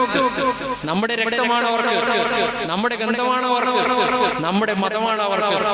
അവരെ വെട്ടിമാറ്റുന്ന പ്രവൃത്തി നടക്കുന്നു. മാറ്റാൻ പറ്റുമോ? നമ്മുടെ മനസ്സിൽ നിന്ന് അവരെ വെട്ടിമാറ്റാൻ പറ്റുമോ? ഇല്ല. കാരണം എന്താ? നമ്മൾ അത്രത്തോളം ചരിത്ര ബോധമുള്ളവരാണ്. അതുകൊണ്ട് നാടാകെ ഇത്തരത്തിലുള്ള ചർച്ചകൾ നടക്കുകയാണ്. ഞങ്ങളെപ്പോലെയുള്ള ആളുകൾ ഓഫീസ് വിട്ട് എവിടെ പ്രസംഗിക്കാൻ വിളിച്ചാലും ഞാൻ പോണത് എന്താ? ഇത് നാട്ടുകാരെ പറയുകയും സത്യമായിട്ടുള്ള കാര്യം അവരെ ബോധിപ്പിക്കുകയും ചെയ്തില്ലെങ്കിൽ ഇത് പറയാൻ നമുക്ക് മറ്റൊരവസരം ഉണ്ടായി. ഹിറ്റ്ലർ ഫാസിസ്റ്റ് ഭരണകൂടം ജർമ്മനിയിൽ സ്ഥാപിച്ചപ്പോൾ ഒരു മന്ത്രി വിഭാഗം, മന്ത്രിസഭ, ഒരു മന്ത്രി വിഭാഗം, മന്ത്രി മിനിസ്ട്രി ഉണ്ടായിരുന്നു. അതിന്റെ പേരെന്താണെന്ന് അറിയാമോ? പ്രൊപ്പഗാൻഡ മിനിസ്ട്രി എന്നാണ്. ഗീബൽസ് ആയിരുന്നു. കേട്ടിട്ടില്ലേ? ഗീബൽസ് എന്താണെന്ന് കേട്ടിട്ടില്ലേ? നോണ പറഞ്ഞു സത്യമാക്കുന്ന ആ ഗീബൽസ് എന്ന് പറയുന്ന മന്ത്രിയാണ് ഹിറ്റ്ലറിന്റെ പ്രൊപ്പഗാൻഡ മിനിസ്ട്രി. അതേപോലെ ഒരാള് നമ്മുടെ മദ്രാസിൽ പബ്ലിസിറ്റി ബ്യൂറോ വഹിച്ചിരുന്നു എന്നാണ് ഞങ്ങൾ ഇപ്പൊ കണ്ടെത്തിയത്. അയാളുടെ പേര് ഗിൽബർട്ട് സ്ലേറ്റർ എന്നാണ്. അദ്ദേഹം മദ്രാസ് യൂണിവേഴ്സിറ്റിയിലെ എക്കണോമിക്സിന്റെ പ്രൊഫസറാണ്. യുദ്ധം വന്നപ്പോൾ അദ്ദേഹത്തിന് ഈ പബ്ലിസിറ്റി ബ്യൂറോയുടെ ചാർജ് കൊടുത്തു. അപ്പോഴാണ് മലബാറിലെ ഈ കൂട്ടക്കലാപം തുടങ്ങിയത്. ഈ കലാപം തുടങ്ങിയപ്പോൾ ഗിൽബർട്ട് സ്ലേറ്റർ പട്ടാള കമ്പനിയുമായിട്ടുള്ള പട്ടാളക്കാരനായ റോബിൻസണുമായി ചേർന്ന് ഒരു സിനിമ ഉണ്ടാക്കാൻ തീരുമാനിച്ചു. ആ സിനിമയുടെ പ്രിന്റ് നമുക്ക് കണ്ടെത്താൻ പറ്റിയിട്ടില്ല. പക്ഷേ ആ സിനിമയുടെ തിരക്കഥ ഗവൺമെന്റിന്റെ അനുമതിക്കായി സമർപ്പിച്ചു. അതിന്റെ ഒറിജിനൽ കോപ്പി നമുക്ക് മദ്രാസിലെ ആർക്കൈവ്സിൽ നിന്ന്, എഗ്മൂറിലെ ആർക്കൈവ്സിൽ നിന്ന് കണ്ടെത്താൻ പറ്റും. ഞങ്ങൾക്ക് ചരിത്രകാരന്മാരുടെ സ്വഭാവമുണ്ട്. ഞങ്ങള് തെളിവില്ലാതെ ഒന്നും പറയില്ല. ഇപ്പോ ഞങ്ങൾ ഈ തെളിവ് കൊണ്ട് പറയുന്നുണ്ട്. ഞങ്ങളെ ആരും ഈ വർഗീയവാദികൾ ചർച്ചയ്ക്ക് വിളിക്കാറില്ല. മനസ്സിലായില്ലേ? വെറുതെ ഇങ്ങനെ വിടുവായത്തം പറയാ. അനിവസൻ അത് പറഞ്ഞു, കുമാരനാശൻ അത് പറഞ്ഞു, അംബേദ്കർ പറഞ്ഞു, ഗാന്ധിജി ഇത് പറഞ്ഞു. എന്നാ ഞങ്ങൾ വെല്ലുവിളിക്കുകയാണ്. അവര് പറഞ്ഞത് എന്താണ് നമ്മൾ പറയാം. ഞങ്ങൾ തെളിവുകൾ തരാം. ചർച്ചയ്ക്കുണ്ടോ? അവർക്ക് തെളിയിക്കാൻ സാധ്യമല്ല.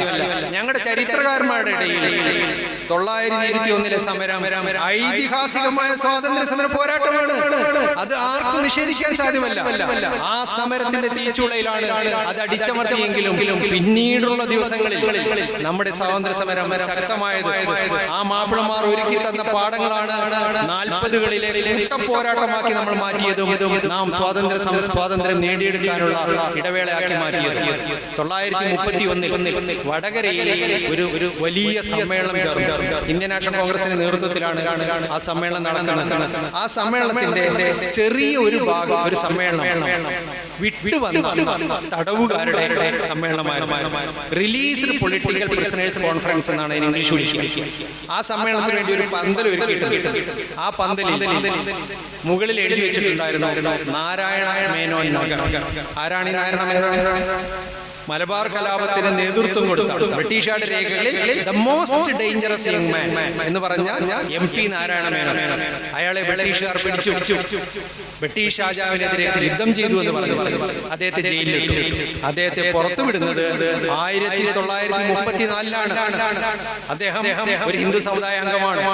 അദ്ദേഹം ജീവിച്ചിരുന്നത് ഈ നാട്ടിലെ ഭൂരിപക്ഷം വരുന്ന മാപ്പിളമാരുടെ ഇടയിലാണ്. അതുകൊണ്ട് സവർണർക്ക് അദ്ദേഹത്തെ ഇഷ്ടമല്ല. അയാളെ വിളിച്ചിരുന്നത് എന്താണ് വിളിച്ചിരുന്നത്? മാപ്പിള മേനോൻ എന്നാണ് വിളിച്ചിരുന്നത്. അയാളാണ് ബ്രിട്ടീഷുകാരെ അടച്ചിട്ടത്. അദ്ദേഹം ജയിലിൽ കിടക്കുകയാണ് ഈ സമ്മേളനം നടക്കുമ്പോഴേ. 934 മദ്രാസിൽ ജയിലിൽ കിടക്കുകയാണ്. അദ്ദേഹത്തിന്റെ പേരാണ് ഈ സമ്മേളന നഗരി കിട്ടുന്നത്. വടകരയിൽ ചെന്നാൽ ഇപ്പോഴും നാരായണ നഗർ എന്ന് പറയുന്ന ഒരു സ്ഥലം അദ്ദേഹത്തിന്റെ പേരിലുണ്ട്. ഈ നാരായണ മേനോന്റെ പേരിലുള്ള ഈ സമ്മേളനത്തിലേക്ക് ആൾക്കാർ കയറിയാൽ ചുമരിൽ ഒരു വലിയ ഒരു വാഗന്റെ ചിത്രം വരച്ചിട്ടുണ്ട്. ആ വാഗന്റെ അടിയിൽ ഇങ്ങനെ എഴുതി വെച്ചിരുന്നു, മരണവണ്ടി മറക്കുമോ, മരണവണ്ടി മറക്കുമോ. ഇത് 931-ലാണ്. ഈ 21-ലെ സമരം കഴിഞ്ഞ് 10 വർഷം കഴിഞ്ഞപ്പോൾ നമ്മുടെ നാട് അവരുടെ സേവനത്തെയും ത്യാഗത്തെയും തിരിച്ചു പിടിച്ചു. പിന്നീട് അങ്ങോട്ട് നമ്മൾ മുന്നോട്ട് പോയി. നമ്മുടെ ദേവേന്ദ്രനാഥ് ടാഗോർ എന്ന് പറയുന്ന ഒരാളുണ്ട്. രവീന്ദ്രനാഥ് ടാഗോറിന്റെ സഹോദരനാണ് അദ്ദേഹം. ബംഗ്ലാദേശിലെ കുറെ മുസ്ലിം മതവിഭാഗക്കാരെ ബ്രിട്ടീഷ് പട്ടാളക്കാർ പിടികൂടി ആന്തമാനിൽ ജയിലിൽ അടച്ചു. അവരെ കാണാൻ വേണ്ടി അദ്ദേഹം ആന്തമാനിൽ വന്നു. അപ്പോൾ നമ്മുടെ നാട്ടിലെ മാപ്പിളമാരെ ധാരാളമായിട്ട് ജയിലിൽ കാണുന്നു. അപ്പൊ അവരുമായിട്ട് അദ്ദേഹം ഒരു ഭാഷ ട്രാൻസ്ലേറ്റ് ചെയ്യുന്ന ആളുമായിട്ട് സംസാരിച്ചു. അപ്പൊ അവർ പറഞ്ഞു ഞങ്ങൾ മലബാറിൽ നിന്നാണ്, ഞങ്ങളെയും ഇതുപോലെ ബ്രിട്ടീഷുകാർ പിടികൂടിയതാണ്, അവിടെ ഞങ്ങൾ ദാരിദ്ര്യത്തിലായിരുന്നു, ഞങ്ങൾക്ക് മതപരമായിട്ടുള്ള ഒരു കലാപം നടത്തലായിരുന്നില്ല ഉദ്ദേശം, ഞങ്ങൾക്ക് ജീവിക്കാനുള്ള സ്വതന്ത്രവായു കിട്ടുക, അവകാശം കിട്ടുക, ഞങ്ങൾക്ക് കുടിലിൽ ഞങ്ങൾക്ക് സമാധാനത്തിൽ ജീവിക്കുക എന്നുള്ളതാണ് എന്ന് അവർ പറഞ്ഞു. അപ്പൊ അദ്ദേഹം പറഞ്ഞു എനിക്കിത് പഠിക്കണം. അദ്ദേഹമാണ് 1937 മാപ്പിളമാരുടെ ഈ സമരം കർഷക കലാപമാണ് എന്ന് ആദ്യം പറഞ്ഞു. പിന്നീട് അങ്ങോട്ട് 37 കഴിഞ്ഞപ്പോഴേക്ക് നമ്മൾ ഈ സമരത്തെ തിരിച്ചു പിടിച്ചു. അത് ജനങ്ങളുടെ സമരമാണെന്ന് നമ്മൾ തെളിയിച്ചു. ആ സമരത്തിനെ അടിച്ചൊതുക്കാൻ നേതൃത്വം കൊടുത്തിയ ഹിച്ച്കോക്ക് അദ്ദേഹത്തിന്റെ ഒരു സ്മാരകം വള്ളുവമ്പ്രത്ത് സ്ഥാപിച്ചിരുന്നു. വള്ളുവമ്പ്രം പരിചയമുള്ള ആളുകൾക്ക് അറിയാം, അവിടെ ഒരു വാഗൺ ട്രാജഡി ബസ് സ്റ്റോപ്പ് ഉണ്ട്. വള്ളുവമ്പ്രത്ത് നമ്മളെ മലപ്പുറത്തേക്കും മഞ്ചേരിയിലേക്ക് തിരിയുന്ന ആ ജംഗ്ഷൻ, ആ ബസ് സ്റ്റോപ്പ് നിൽക്കുന്ന സ്ഥലത്ത് ഒരു സ്തൂപം പോലെ ഒരു വലിയ ഒരു കല്ല് പ്രതിമ, അദ്ദേഹത്തിന്റെ രൂപമല്ല, ഒരു മണ്ഡപം അതിലിങ്ങനെ എഴുതി വെച്ചിട്ടുണ്ട്, ഹിച്ച്കോക്കിന്റെ സ്മാരകം. എന്തിന്? ചാത്തനെ കുടി വെച്ച പോലെ ആബലാലിന്റെ സ്മാരകം എന്ന് പാടിയ ആ സ്മാരകം 1939 അത് പൊളിക്കണമെന്ന് മുഹമ്മദ് അബ്ദുറഹ്മാൻ സാഹിബ് പറഞ്ഞു. അങ്ങനെ അത് പൊളിക്കാൻ വേണ്ടി ഒരു ജാഥ മലബാറിൽ ആകമാനം അതിന്റെ പ്രചരണം നടത്തി. AK ഗോപാലും അബ്ദുറഹ്മാൻ സാഹിബ് അന്നാണ് അതിന്റെ സമരകാലമാണ് ഈ പടപ്പാട്ട് എഴുതിയത്. ഒരു ഹിന്ദു ഭാഷ മാപ്പിളപ്പാട്ടിന്റെ രൂപത്തിൽ ഇത് എഴുതി ബ്രിട്ടീഷുകാർക്കെതിരെ നാം ഒന്നിച്ച് കൈചേർത്തുകൊണ്ട് നാം വലിയ പോരാട്ടം ഈ അവസാന കാലഘട്ടത്തിൽ നടത്തിയത് ഈ മലബാർ സമരത്തിന്റെ അതിൽ നിന്ന് ഊർജ്ജം നേടിയിട്ടാണ്. അവർ ചെയ്ത സമരം നമ്മൾക്ക് വേണ്ടിയിട്ടുള്ളതായിരുന്നു. ആ സമരത്തിൽ അവർ നഷ്ടപ്പെട്ടിട്ടില്ല, അവർക്ക് നഷ്ടം വന്നിട്ടില്ല. 1970 ജനുവരി 1 കേരളത്തിൽ ഭൂപരിഷ്കരണ നിയമം നടപ്പിലാക്കാൻ തീരുമാനിച്ചു. ആ ഭൂപരിഷ്കരണ നിയമം നടപ്പിലാക്കിയത് തൊട്ടടുത്ത വർഷം ഈ സമരത്തിന്റെ 50-ാം വാർഷികമായിരുന്നു. അന്ന് കോഴിക്കോട് 21-ലെ സമരത്തെ ഓർക്കുന്നതിന് വേണ്ടി കൂടിയ യോഗത്തിൽ അന്ന് കമ്മ്യൂണിസ്റ്റ് പാർട്ടിയുടെ നേതാവായിരുന്ന ഇ കെ നായനാർ അവിടെ പ്രസംഗിച്ചത് അന്നത്തെ പത്രങ്ങൾ, ഞാൻ ഈ പത്രമൊക്കെ ഇങ്ങനെ തുറന്നു നോക്കുകയാണ്, ഈ 50-ാം വാർഷികം നടക്കുമ്പോൾ എന്താ സംഭവിച്ചത്, ഇന്ന് നിങ്ങൾ ഈ നടത്തുന്ന ഈ സമരം, ഈ സമര ഊർജം, ഈ സമരത്തെ തിരിച്ചു പിടിക്കാനുള്ള ഈ പ്രവർത്തനം ചരിത്രത്തിൽ രേഖപ്പെടുത്തി. കാരണം നമ്മൾക്ക് മുമ്പേ ജീവിച്ച ആ ജനത ഉണ്ടാക്കി തന്ന ആ സൗഭാഗ്യങ്ങളെ തട്ടിപ്പറിച്ച് അവരെ അപമാനിക്കുന്ന ശ്രമങ്ങൾക്കെതിരെ ഇതിന്റെ 100-ാം വാർഷികം ഉണ്ടായ ഘട്ടത്തിൽ അന്നത്തെ ജനത ധീരമായി പ്രതിരോധിച്ചു എന്ന് ചരിത്രം രേഖപ്പെടുത്തി. കാരണം എന്താ, ചരിത്രകാരന്മാർ ഇന്നത്തെ ഈ ഇത്തരത്തിലുള്ള സംഭവങ്ങൾ അവർ തിരിച്ചു പിടിച്ച് പഠിച്ച് അന്നത്തെ തലമുറയുടെ മുമ്പിലെത്തിക്കും. അങ്ങനെ 50-ാം വാർഷികത്തിന്റെ ആ സമരത്തിന്റെ ഊർജ്ജം തിരിച്ചു പിടിക്കുന്ന സന്ദർഭത്തിൽ അന്ന് പറയുകയുണ്ടായി, കഴിഞ്ഞ വർഷം ജനുവരി 1-ന് കേരള സർക്കാർ കേരളത്തിൽ ഭൂപരിഷ്കരണ നിയമം നടപ്പിലാക്കിയത് 21-ലെ സമര പോരാളികളുടെ സ്വപ്നം യാഥാർത്ഥ്യമാക്കലാണ്. നാം ഇന്ന് കാണുന്ന ഒരവസ്ഥയല്ല 20-കളിൽ ഉണ്ടായിരുന്നത്. വളരെ തീക്ഷ്ണമായ അനുഭവങ്ങളിലൂടെയും കൊടും പട്ടിണിയിലൂടെയുമാണ് നമ്മുടെ നാട് കടന്നുപോയിരുന്നത് എന്ന് ആ കാലഘട്ടത്തിലെ സമരത്തിന്റെ ചരിത്രം പഠിക്കുന്ന ആളുകൾക്ക് കൃത്യമായി അടയാളപ്പെടുത്താൻ സാധിക്കും. 21-ൽ ഈ സമരം ഉണ്ടാവാനുണ്ടായ കാരണം എന്താണ്? ചില ആളുകൾ പറയുന്നില്ലേ, അത് വർഗീയമായുള്ള ബോധം മാത്രമാണ്, മതഭ്രാന്താണ് എന്ന് പറയുന്നുണ്ടല്ലോ. എന്നാൽ യഥാർത്ഥത്തിൽ സംഭവിച്ചത് എന്താണ്? യുദ്ധസമയത്ത് ബ്രിട്ടീഷുകാർ നിരന്തരമായി നടത്തിക്കൊണ്ടിരുന്ന കൊള്ളയുടെ വലുപ്പം വർദ്ധിക്കാൻ തുടങ്ങി. നമ്മുടെ നാട്ടിൽ വാർ ഫണ്ട് കളക്ഷൻ എന്ന് പറയുന്ന ഒരു പരിപാടി തുടങ്ങി. എല്ലാ ആൾക്കാരോടും ബ്രിട്ടൻ ഒരു അപകടത്തിൽ വീണിരിക്കുകയാണ്, ബ്രിട്ടനെ രക്ഷിക്കേണ്ടത് നിങ്ങളുടെ കടമയാണ്, ലോകത്തിന്റെ നന്മയ്ക്ക് നാം ബ്രിട്ടനെ സഹായിക്കണം എന്ന് പറഞ്ഞുകൊണ്ട് ബ്രിട്ടീഷുകാരെ പിന്താങ്ങുന്ന ആളുകൾ മുഴുവൻ നമ്മുടെ നാട്ടിൽ പിരിവിലാണ്. പാട്ടുകളും പ്രസംഗങ്ങളും പ്രദർശനങ്ങളും ഒക്കെ സംഘടിപ്പിച്ച് ബ്രിട്ടന് വേണ്ടി പണം സമ്പാദിക്കുകയാണ്. ബ്രിട്ടൻ ആ യുദ്ധം നടത്തിയത് ഇന്ത്യയെ പോലെയുള്ള ഈ നഗരങ്ങളിൽ നിന്ന് കൊള്ളയടിച്ച പണം കൊണ്ടാണ്. അവർക്ക് എന്ത് നഷ്ടമുണ്ടായാലും അതിന്റെ ഭാരം മുഴുവൻ പതിക്കുന്നത് നമ്മുടെ നാട്ടിലെ ജനങ്ങളുടെ തലയിലാണ്. എങ്ങനെയാണത് പതിച്ചത്? നാട്ടിൽ ഈ യുദ്ധ ഫണ്ട് പിരിക്കുന്നതിന് വേണ്ടി കോഴിക്കോട് ഒരു യോഗം ചേർന്നു ബ്രിട്ടീഷുകാർ. ആ യോഗത്തിൽ സംസാരിക്കാൻ വേണ്ടി കെ പി കേശവമേനോനെ വിളിച്ചിരുന്നു. നന്നായി ഇംഗ്ലീഷ് സംസാരിക്കുന്ന വക്കീലാണ് കെ പി കേശവമേനോൻ. അദ്ദേഹം ആ യോഗത്തിൽ ചെന്നിട്ട് പറഞ്ഞു, എനിക്ക് ഈ യോഗത്തിൽ മലയാളത്തിൽ സംസാരിക്കാം, ഞാൻ ഇംഗ്ലീഷിൽ സംസാരിക്കാൻ തയ്യാറല്ല. അദ്ദേഹം മലയാളത്തിൽ സംസാരിക്കാൻ അധ്യക്ഷനോട് അനുമതി ചോദിച്ചപ്പോൾ അദ്ദേഹം പറഞ്ഞു, ഇത് ഇംഗ്ലീഷുകാർ ഭരിക്കുന്ന നാടാണ്, ഇവിടെ ഇംഗ്ലീഷിൽ സംസാരിച്ചാൽ മതി. അന്നൊന്നും നമുക്ക് ബ്രിട്ടീഷുകാരനോട് എതിർത്ത് നിൽക്കാനുള്ള ധൈര്യമില്ല എന്നാണ് പൊതുവെ ആളുകളൊക്കെ കരുതിയിരുന്നത്. പക്ഷേ കെ പി കേശവമേനോൻ അദ്ദേഹം ഒരു രാജകുടുംബാംഗമാണ്, പാലക്കാട്. പക്ഷെ അദ്ദേഹം ഈ മധ്യവർഗത്തിന്റെയും പുതിയ രാഷ്ട്രീയ ബോധത്തിന്റെയും പ്രതിനിധിയാണ്. അദ്ദേഹം പറഞ്ഞു, മലയാളത്തിൽ സംസാരിക്കാൻ ഈ എന്റെ ജന്മനാട്ടിൽ എനിക്ക് അവകാശം അല്ലെങ്കിൽ ഈ യോഗത്തിൽ സംസാരിക്കാൻ എനിക്ക് താല്പര്യമില്ല എന്ന് പറഞ്ഞ് അദ്ദേഹം ഇറങ്ങിപ്പോയി. നിങ്ങൾ എന്താ കരുതിയത്? 1914 ഈ യുദ്ധ സമയത്ത് ബ്രിട്ടനെ ചോദ്യം ചെയ്യാൻ നമ്മുടെ നാട്ടുകാർ ധൈര്യം സംഭരിച്ചു തുടങ്ങിയിരിക്കുന്നു എന്നാണ് അത് കാണിക്കുന്നത്. പിന്നീടുള്ള സംഭവങ്ങൾ വളരെ രസകരമാണ്. ഇവർ യുദ്ധ പ്രഭാഷകർ എന്ന് പറഞ്ഞ് നമ്മുടെ നാട്ടുകാരായ ആളുകളെ പഠിപ്പിച്ച് നാട്ടിലിറക്കിയിരുന്നു. വാർ ലെക്ചറേഴ്സ് എന്നാണ് വിളിക്കുന്നത്. എന്താണ് ഈ വാർ ലെക്ചറേഴ്സ് ചെയ്യുന്നത്? പള്ളിയുടെ മുമ്പിൽ, അമ്പലത്തിന്റെ മുമ്പിൽ, ആഴ്ച ചന്തയിൽ ചെന്ന് പ്രസംഗിക്കും. എന്താ പ്രസംഗിക്കുന്നത്? ബ്രിട്ടൻ ഭരിച്ചതുകൊണ്ട് നമ്മൾക്കുണ്ടായ ഗുണങ്ങൾ. ഇന്ന് ബ്രിട്ടൻ അപകടത്തിലാണ്, അതുകൊണ്ട് നാട്ടുകാരെ നാം ആരെ സംരക്ഷിക്കണം? ബ്രിട്ടനെ സംരക്ഷിക്കണം. ബ്രിട്ടന് വേണ്ടിയിട്ടുള്ള പ്രവർത്തനം നാം നടത്തണം. എങ്ങനെ നമുക്ക് പങ്കാളികളാവാം? നമുക്ക് പണം കൊടുത്ത് അവരെ യുദ്ധത്തെ സഹായിക്കാം, വാർ ഫണ്ടിലേക്ക്. അപ്പൊ ഇവർ പ്രസംഗം നടത്തുന്നതിന് വേണ്ടിയിട്ട് ഇവർക്കെല്ലാം കൈപ്പുസ്തകം കൊടുത്തു. കഴിഞ്ഞ ദിവസം ഞാൻ ഒരു പഴയ സ്കൂളിൽ ചെന്നപ്പോൾ ഈ പുസ്തകം എനിക്ക് കണ്ടുപിടിക്കാൻ പറ്റി. വാർ ലെക്ചറേഴ്സ് ഹാൻഡ് ബുക്ക് എന്നാണ്. അതിലെന്താ പഠിപ്പിക്കുന്നത്? എങ്ങനെ നിങ്ങളുടെ ഭാഷയിൽ പ്രസംഗം നടത്താം, എങ്ങനെ അതിനു വേണ്ടിയിട്ടുള്ള സഹായക ഉപകരണങ്ങൾ കാണിക്കാം. അപ്പൊ അന്ന് അവർക്ക് സഹായത്തിന് കൊടുത്ത ഒരു ഉപകരണമാണ് മാജിക് ലാൻഡ്. ഇന്ന് നിങ്ങൾ പ്രസംഗിക്കാൻ പോകുമ്പോൾ നമ്മൾ ചിലപ്പോൾ അതിന് വേണ്ടിയിട്ട് സഹായികൾ ഉപയോഗിക്കാറില്ല. ഇന്നെന്താ നമ്മൾ പവർ പോയിന്റ് ഉപയോഗിക്കും, ഇതില്ലെങ്കിൽ നമ്മളൊരു ചിത്രം ബുക്കിൽ കാണിക്കും, ഒരു നോട്ടീസ് കാണിക്കും. അപ്പോൾ ക്ലാസ് റൂമിൽ ടീച്ചർ എടുക്കുമ്പോൾ ടീച്ചിങ് എയ്ഡ്സ് എന്നാണ് പറയുന്നത്. അതുപോലെ ഈ വാർ ലെക്ചറേഴ്സ് എന്താണ് ഉപയോഗിക്കുന്നത്? Magic land. അപ്പൊ ഇവരോട് പറഞ്ഞിട്ടുണ്ട്, മലയാളത്തിൽ നിന്ന് സംസാരിക്കുമ്പോൾ വൈകുന്നേരം ഇരുട്ട് വീഴുമ്പോഴേ സംസാരം തുടങ്ങാവൂ. ഈ ഉപകരണം ഉപയോഗിക്കണം. എന്താണ് ഉപകരണം? ഒരു റാന്തലം. മണ്ണെണ്ണ കരിയോട് ഉണ്ടാക്കിയ ഒരു സ്ലൈഡ്. കുറെ സ്ലൈഡുകൾ ഉണ്ടാവും. അവിടെ ഒരു നമ്മുടെ മുണ്ട്, വെള്ള മുണ്ട് തൂക്കി കെട്ടിയിട്ടുണ്ട്. അപ്പൊ ഈ റാന്തലിന്റെ ഈ വെളിച്ചത്തിൽ ഈ സ്ലൈഡ് കാണിക്കുമ്പോൾ ഈ ചിത്രം അവിടെ പതിക്കും. ബ്രിട്ടൻ എന്ന് പറയുന്ന രാജ്യത്തിന്റെ ഇപ്പോഴത്തെ അപകടാവസ്ഥ ജനങ്ങളെ ബോധ്യപ്പെടുത്താൻ വേണ്ടി നമ്മുടെ ഗ്രാമങ്ങളിൽ മുഴുവൻ ഇങ്ങനത്തെ ആളുകൾ നടന്ന് പ്രസംഗിക്കുകയാണ്. അപ്പൊ നമ്മുടെ നാട്ടിലുള്ള ആൾക്കാരും കാര്യങ്ങൾ പഠിക്കാൻ തുടങ്ങി. കുറച്ചൊക്കെ വിദ്യാഭ്യാസം നമുക്ക് വന്നു. ഇന്ത്യയിലെ ഇതര സംസ്ഥാനങ്ങളെക്കാളും നമ്മൾ പുരോഗതിയിലാണ്. നമ്മുടെ നാട്ടിലെ മതപഠനശാലകൾ, മിഷനറിമാര്, നാട്ടുകാരും ഒക്കെ സ്ഥാപിച്ച സ്കൂളുകളൊക്കെ വഴി നമുക്ക് കുറച്ചുകൂടി ലിറ്ററേറ്റ്, നമ്മൾ സാക്ഷരത ഉള്ളവരാണ്. നമ്മൾ കാര്യങ്ങൾ ഗ്രഹിക്കാൻ തുടങ്ങി. അപ്പൊ നാട്ടുകാർ മനസ്സിലാക്കി ഇത് അപകടത്തിലേക്കുള്ള ഒരു പോക്കാണ്. ഈ ഒരു ഘട്ടത്തിൽ നാം ഉണരണം. കാരണം എന്താ? ഈ കൊടും പിരിവ്, സാധാരണ നികുതി മാത്രമല്ല, കൊടും പിരിവ്. നമ്മുടെ പ്രമുഖന്മാർ എന്ത് ചെയ്യുന്ന അറിയാം? അവർ കൊടുക്കുന്ന വാടക, അവർക്ക് കിട്ടേണ്ടുന്ന പാട്ടം, അത് ഉറപ്പ്. അത് ലക്ഷ്യം വെച്ചുകൊണ്ട് ബ്രിട്ടീഷുകാർക്ക് ഒരു വൻ തുകകൾ ഓഫർ ചെയ്യാൻ തുടങ്ങി. ഇഷ്ടംപോലെ നമ്മൾ കണ്ടെത്തി. വൻ തുകകൾ ഞങ്ങൾ മാസം തരാം, ഞങ്ങൾ ഒരു ബൾക്ക് എമൗണ്ട് ഇപ്പൊ തരാം, ഞങ്ങൾ എല്ലാ ആഴ്ചയിലും തരാം എന്ന് പറഞ്ഞ് ഇവർ മത്സരിക്കുകയാണ്. എന്താ ഇവർ മത്സരിക്കാൻ കാരണം? ഭൂപ്രഭുക്കന്മാരോട് പറഞ്ഞു, യുദ്ധം കഴിഞ്ഞാൽ നിങ്ങൾക്ക് ഭരണ പങ്കാളിത്തം തരാൻ പോവുകയാണ്. നിങ്ങൾ കേട്ടില്ലേ, മോണ്ടേഗു ചെംസ്ഫോർഡ്, നിങ്ങൾക്ക് ഭരണത്തിൽ പങ്കാളിത്തം തരാൻ പോവുകയാണ്. അതുകൊണ്ട് ഈ ഭരണത്തിൽ, ഈ യുദ്ധ സമയത്ത് ഞങ്ങൾ സഹായിക്കുന്നവർക്ക് പ്രത്യേക നേട്ടം ഉണ്ടാവും. ഭൂപ്രഭുക്കന്മാർ അവരുടെ പണ്ടത്തെ മുതുമുത്തശ്ശന്മാരുടെ ആ കാലഘട്ടം ഓർക്കാൻ തുടങ്ങി.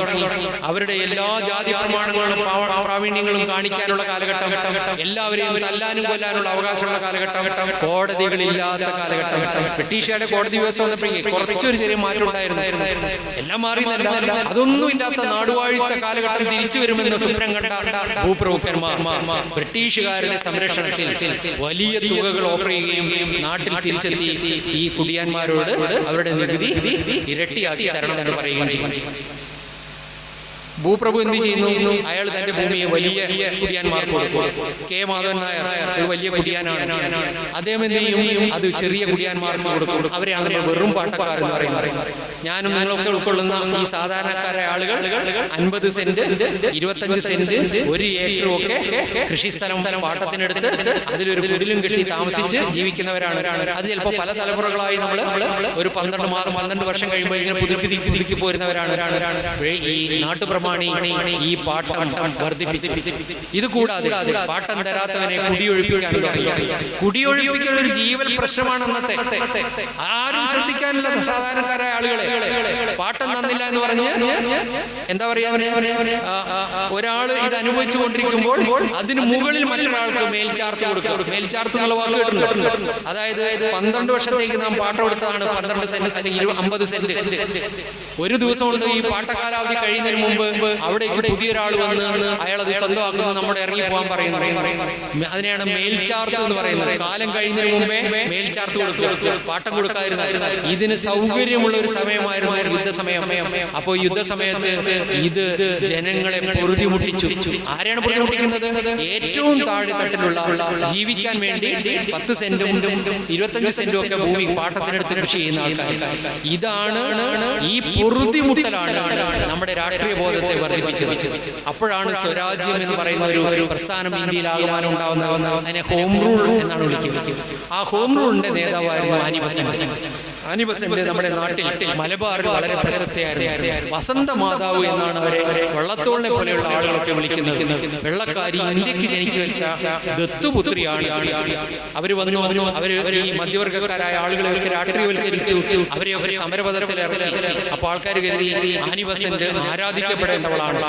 പക്ഷെ കുറെ കഴിഞ്ഞപ്പോഴേക്കും ആളുകൾക്ക് മനസ്സിലായി യുദ്ധസമയത്തിന് എന്തിനാ ഈ മദാമ വന്നിട്ട് സ്വരാജ്യം പറഞ്ഞു. യുദ്ധം നടക്കുമ്പോഴാണ് അവർ പറയുന്നത് ഇങ്ങനെയൊന്നും പോരാ, നമ്മൾ ഒരുമിച്ച് നിൽക്കണം, കോൺഗ്രസിനെ നമുക്ക് ശക്തിപ്പെടുത്തണം. പാലക്കാട് അവർ ഒരു വലിയൊരു സമ്മേളനം ഉദ്ഘാടനം ചെയ്തുകൊണ്ടൊരു പ്രസംഗം നടത്തി 1916 മെയ് മാസത്തിൽ. ആ സമ്മേളനത്തിന്റെ അവരുടെ പ്രസംഗത്തിന്റെ ലഘുലേഖ ജനങ്ങൾക്ക് വിതരണം ചെയ്തിരുന്നു മുമ്പിലിരിക്കുന്നവർക്ക്. അതിന്റെ പേരെന്താണെന്ന് അറിയുമോ? അണ്ടർ ദ കോൺഗ്രസ് ഫ്ലാഗ് എന്നാണ്. അപ്പൊ ഞാൻ ആലോചിച്ചു, ഇവർക്ക് എന്താ കോൺഗ്രസ് പ്രചരണത്തിൽ പെട്ടെന്നൊരു താല്പര്യം? ഒരു വെള്ളക്കാരി, അവർ ബ്രിട്ടീഷുകാരിയാണ്, അയർലൻഡുകാരിയാണ്, അവർ ബ്രിട്ടനെ പുകഴ്ത്തുന്നു. നമ്മളെയും പുകഴ്ത്തുന്നു, ഹിന്ദുമതത്തെ പുകഴ്ത്തുന്നു, നമ്മുടെ ഇവിടെ വന്നിട്ട് രാജ്യസ്നേഹം പറയുന്നു, ഞാൻ ഈ ജന്മത്തിൽ ഇന്ത്യയെ സേവിക്കാൻ ജനിച്ചവളാണ് പറയുന്നു, സാരി ധരിക്കുന്നു, അവര് ആത്മീയത പറയുന്നു, ക്രിസ്തുമതത്തെ അവർ എതിർക്കുന്നു. അപ്പൊ ആളുകൾക്ക് ആകമാനം കൺഫ്യൂഷനായി. ആളുകൾ ഇവരുടെ പ്രഭാഷണം എന്ന് പറഞ്ഞാൽ ഒറേറ്ററി എന്ന് പറഞ്ഞാൽ ഭയങ്കര സ്കില്ലാണ്. മുമ്പിലിരിക്കുന്ന ആളുകളുടെ മുഴുവൻ മനസ്സും ശരീരവും തന്റെ കൈപ്പിടിയിലേക്ക് എടുക്കാൻ കഴിയുന്ന ആ പ്രസംഗ പാഠമുള്ള ഒരു വനിതയായിരുന്നു. അവര് വലിയ സ്വാധീനമായിരുന്നു മലബാർ ചെലുത്തിയത്. അവരുടെ ഏറ്റവും അടുത്ത ശിഷ്യനായിരുന്നു മഞ്ചേരി രാമയ്യ. അങ്ങനെ അവര് ഭൂപ്രഭുക്കന്മാരെ മുഴുവൻ സംഘടിപ്പിച്ച് രാഷ്ട്രീയത്തെ കയ്യിലെടുത്തു. ഇതിനെയാണ് നമ്മൾ ഇന്ന് വിളിക്കുക സുരക്ഷാ വാൽവ് എന്ന്. രാഷ്ട്രീയ ബോധം ഈ കാലഘട്ടത്തിൽ നിയന്ത്രിച്ചില്ലെങ്കിൽ അത് ബ്രിട്ടനെതിരായി മാറും. കാരണം എന്താ? റഷ്യയിൽ വലിയ വിപ്ലവം നടന്നിരിക്കുന്നു, തുർക്കിയിൽ വലിയ മുന്നേറ്റം നടക്കുകയാണ്, ഖിലാഫത്ത് പ്രസ്ഥാനം, വടക്കേ ഇന്ത്യയിൽ റൗലത്ത് നിയമത്തിനെതിരെ, ജാലിയൻ വാലാബാഗിനെതിരെ പ്രതിഷേധിച്ചുകൊണ്ട് ഗാന്ധിജിയുടെ നിസ്സാര പ്രസ്ഥാനം വന്നിരിക്കുന്നു. ജനങ്ങളാകമാനം കലാപത്തിലേക്ക് വരികയാണ്. അവരുടെ രാഷ്ട്രീയ ബോധത്തെ നിയന്ത്രിച്ചില്ലെങ്കിൽ അത് അപകടത്തിലേക്ക് പോകും എന്ന് ആളുകൾ മനസ്സിലുണ്ടാക്കിയിട്ടുണ്ടാവണം. പക്ഷേ ഈ സ്വയംഭരണ പ്രക്ഷോഭം അവർ വിചാരിച്ചതുപോലെയല്ല ഫലമുണ്ടാക്കിയത്. ആ രാഷ്ട്രീയ ബോധം നമ്മുടെ നാട്ടിലേക്ക് മുഴുവൻ പരരാൻ തുടങ്ങി.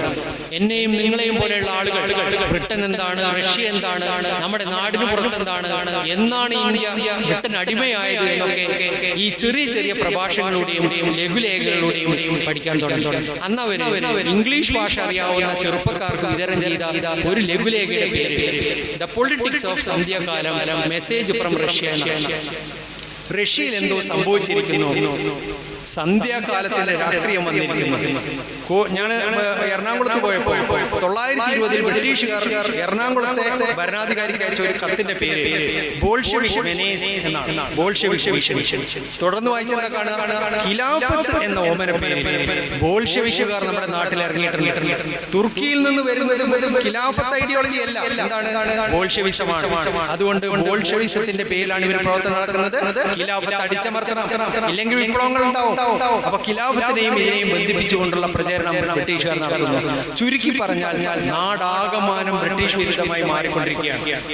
ഈ കൊടിയ നികുതി പിരിക്കുന്നത് നമ്മുടെ നാട്ടിലെ ദാരിദ്ര്യ അവസ്ഥ വർദ്ധിപ്പിക്കുകയും ചെയ്യും. അതുകൊണ്ട് ഈ കലാപം ഉണ്ടാവുന്നത് സാധാരണക്കാരന്റെ ദാരിദ്ര്യം കൊണ്ടാണ് എന്ന് നമ്മൾ മനസ്സിലാക്കുക. ഞാൻ എന്റെ ഡിഗ്രി വിദ്യാഭ്യാസം പൂർത്തിയാക്കിയത് മഞ്ചേരിയിലെ ഒരു കോളേജിലാണ്. മഞ്ചേരിയിൽ 1920 ഏപ്രിൽ മാസത്തിൽ നമ്മുടെ ഈ കലാപം നടക്കുന്നതിന് ഒരു വർഷം മുൻപ് ഒരു സമ്മേളനം നടന്നു. ആ സമ്മേളനത്തിൽ ഈ ആനി ബസന്റ് വന്നിരുന്നു. കാരണം ആനി ബസന്റ് ചില ആളുകൾ പറഞ്ഞു നടക്കുന്നുണ്ടായി പറയുന്നു. ആനി ബസന്റ് ആ സമ്മേളനത്തിൽ വന്ന് ഈ സമ്മേളനത്തിൽ നിന്ന് അവർക്ക് ഇറങ്ങി പോവേണ്ടി വന്നു.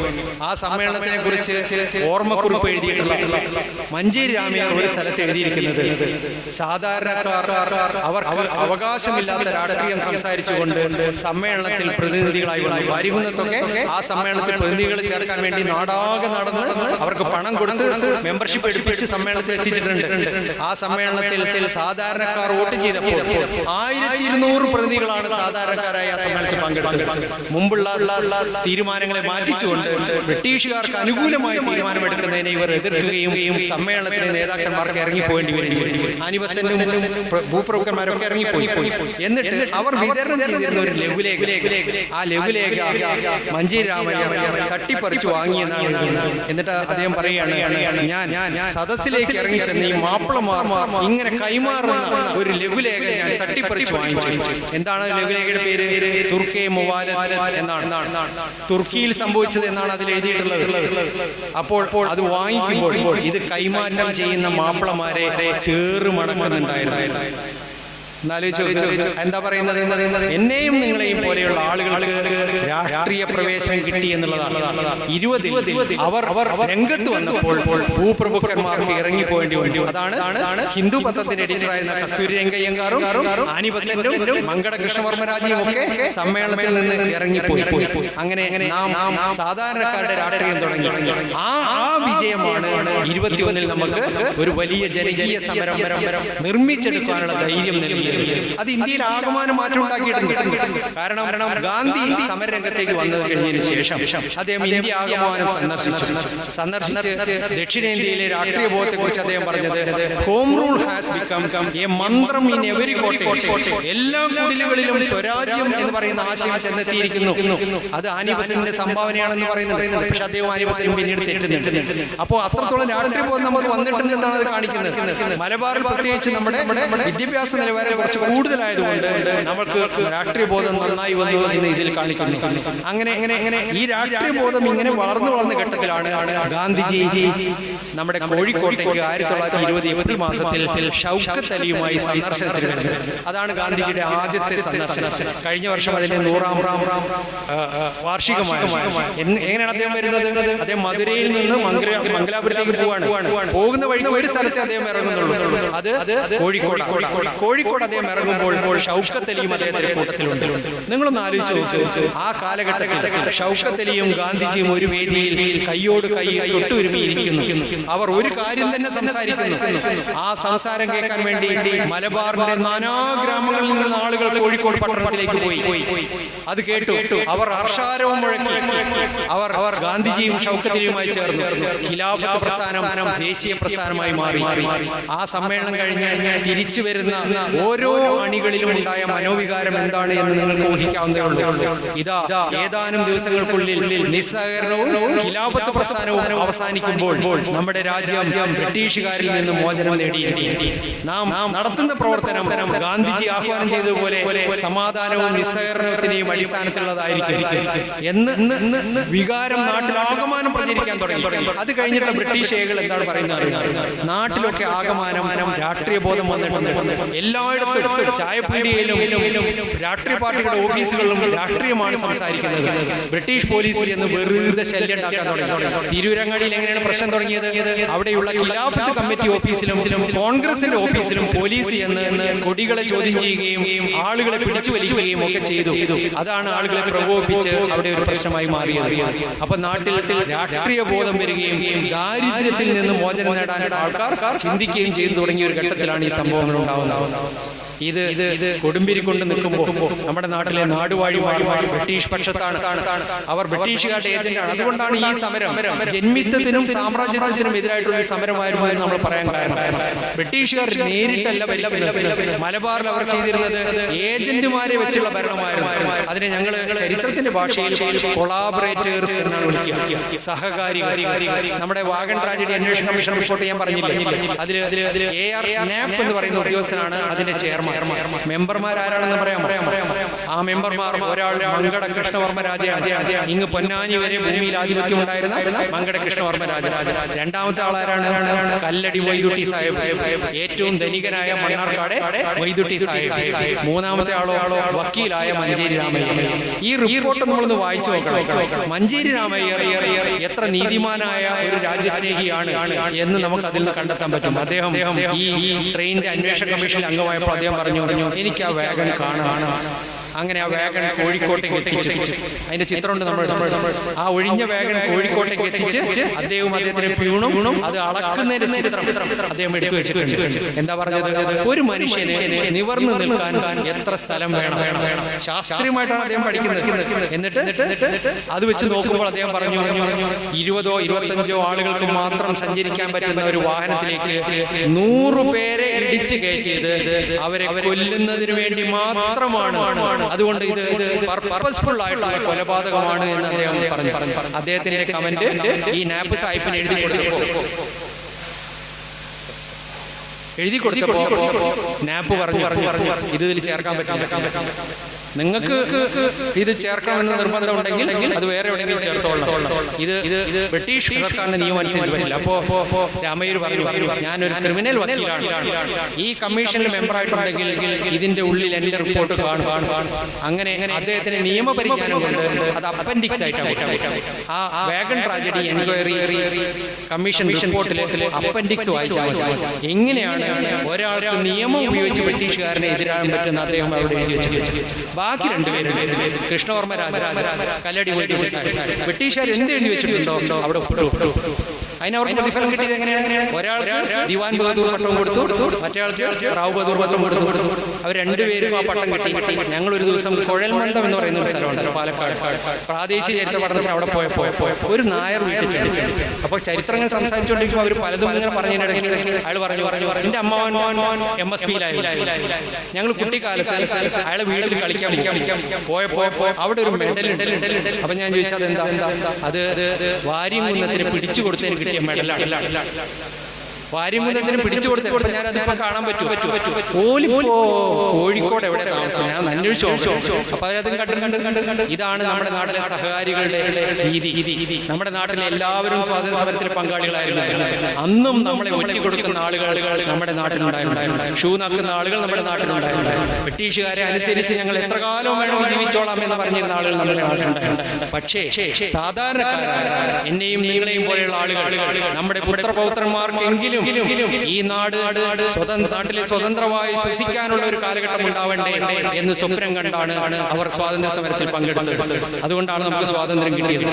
വാര്യംകുന്നത്ത് കുഞ്ഞഹമ്മദ് ഹാജി മഞ്ചേരി പട്ടണത്തിൽ ചേക്കുട്ടി പോലീസുകാരനെ കൊന്നതിന് ശേഷം നടത്തുന്ന പ്രസംഗം. എന്താണ് പ്രസംഗം? അതിൽ അദ്ദേഹം തന്റെ മുമ്പിലുള്ള 500ഓളം വരുന്ന പട്ടാളക്കാരോടാണ് അദ്ദേഹം പ്രസംഗിക്കുന്നത്. സർദാർ ചന്ദ്ര എന്ന് എഴുതിയിട്ടുണ്ട്. അതിൽ നിരവധി പേർ ഹിന്ദു സമുദായത്തിൽപ്പെട്ടവരാണ്. വാര്യംകുന്നത്ത് കുഞ്ഞഹമ്മദ് ഹാജി പറഞ്ഞത്, നാം ഏറെ കഷ്ടപ്പെട്ടിരിക്കുന്നു. ഇതിന് കാരണം ബ്രിട്ടീഷ് ഭരണമാണ്. അതിനെ ഒടുക്കണം. എന്റെ ലക്ഷ്യം ഒരു മത രാഷ്ട്രം സംഘടിപ്പിക്കലല്ല. നമ്മളിൽ ആരും പട്ടിണി പട്ടിണിക്കെതിരായ പോരാട്ടമായിരുന്നു 921 സമരം. ആ സമരമാണ് നമ്മുടെ സ്വാതന്ത്ര്യത്തെ വിജയിപ്പിച്ചത്. അവർ ഉയർത്തിപ്പിടിച്ച മുദ്രാവാക്യം നാം ഇനിയും വാനിൽ ഉയരെ പിടിക്കുക. നമ്മുടെ സ്വാതന്ത്ര്യം നാം ആർക്കും അടിമപ്പെടുത്തുക എന്ന് തയ്യാറല്ല എന്ന് മാത്രം പറഞ്ഞുകൊണ്ട് ഞാൻ എന്റെ വാക്കുകൾ ഉപസംഹരിക്കുന്നു. ശ്രമിച്ചിരുന്ന നിങ്ങൾക്ക് എല്ലാവർക്കും എന്റെ സ്നേഹം. Thank you.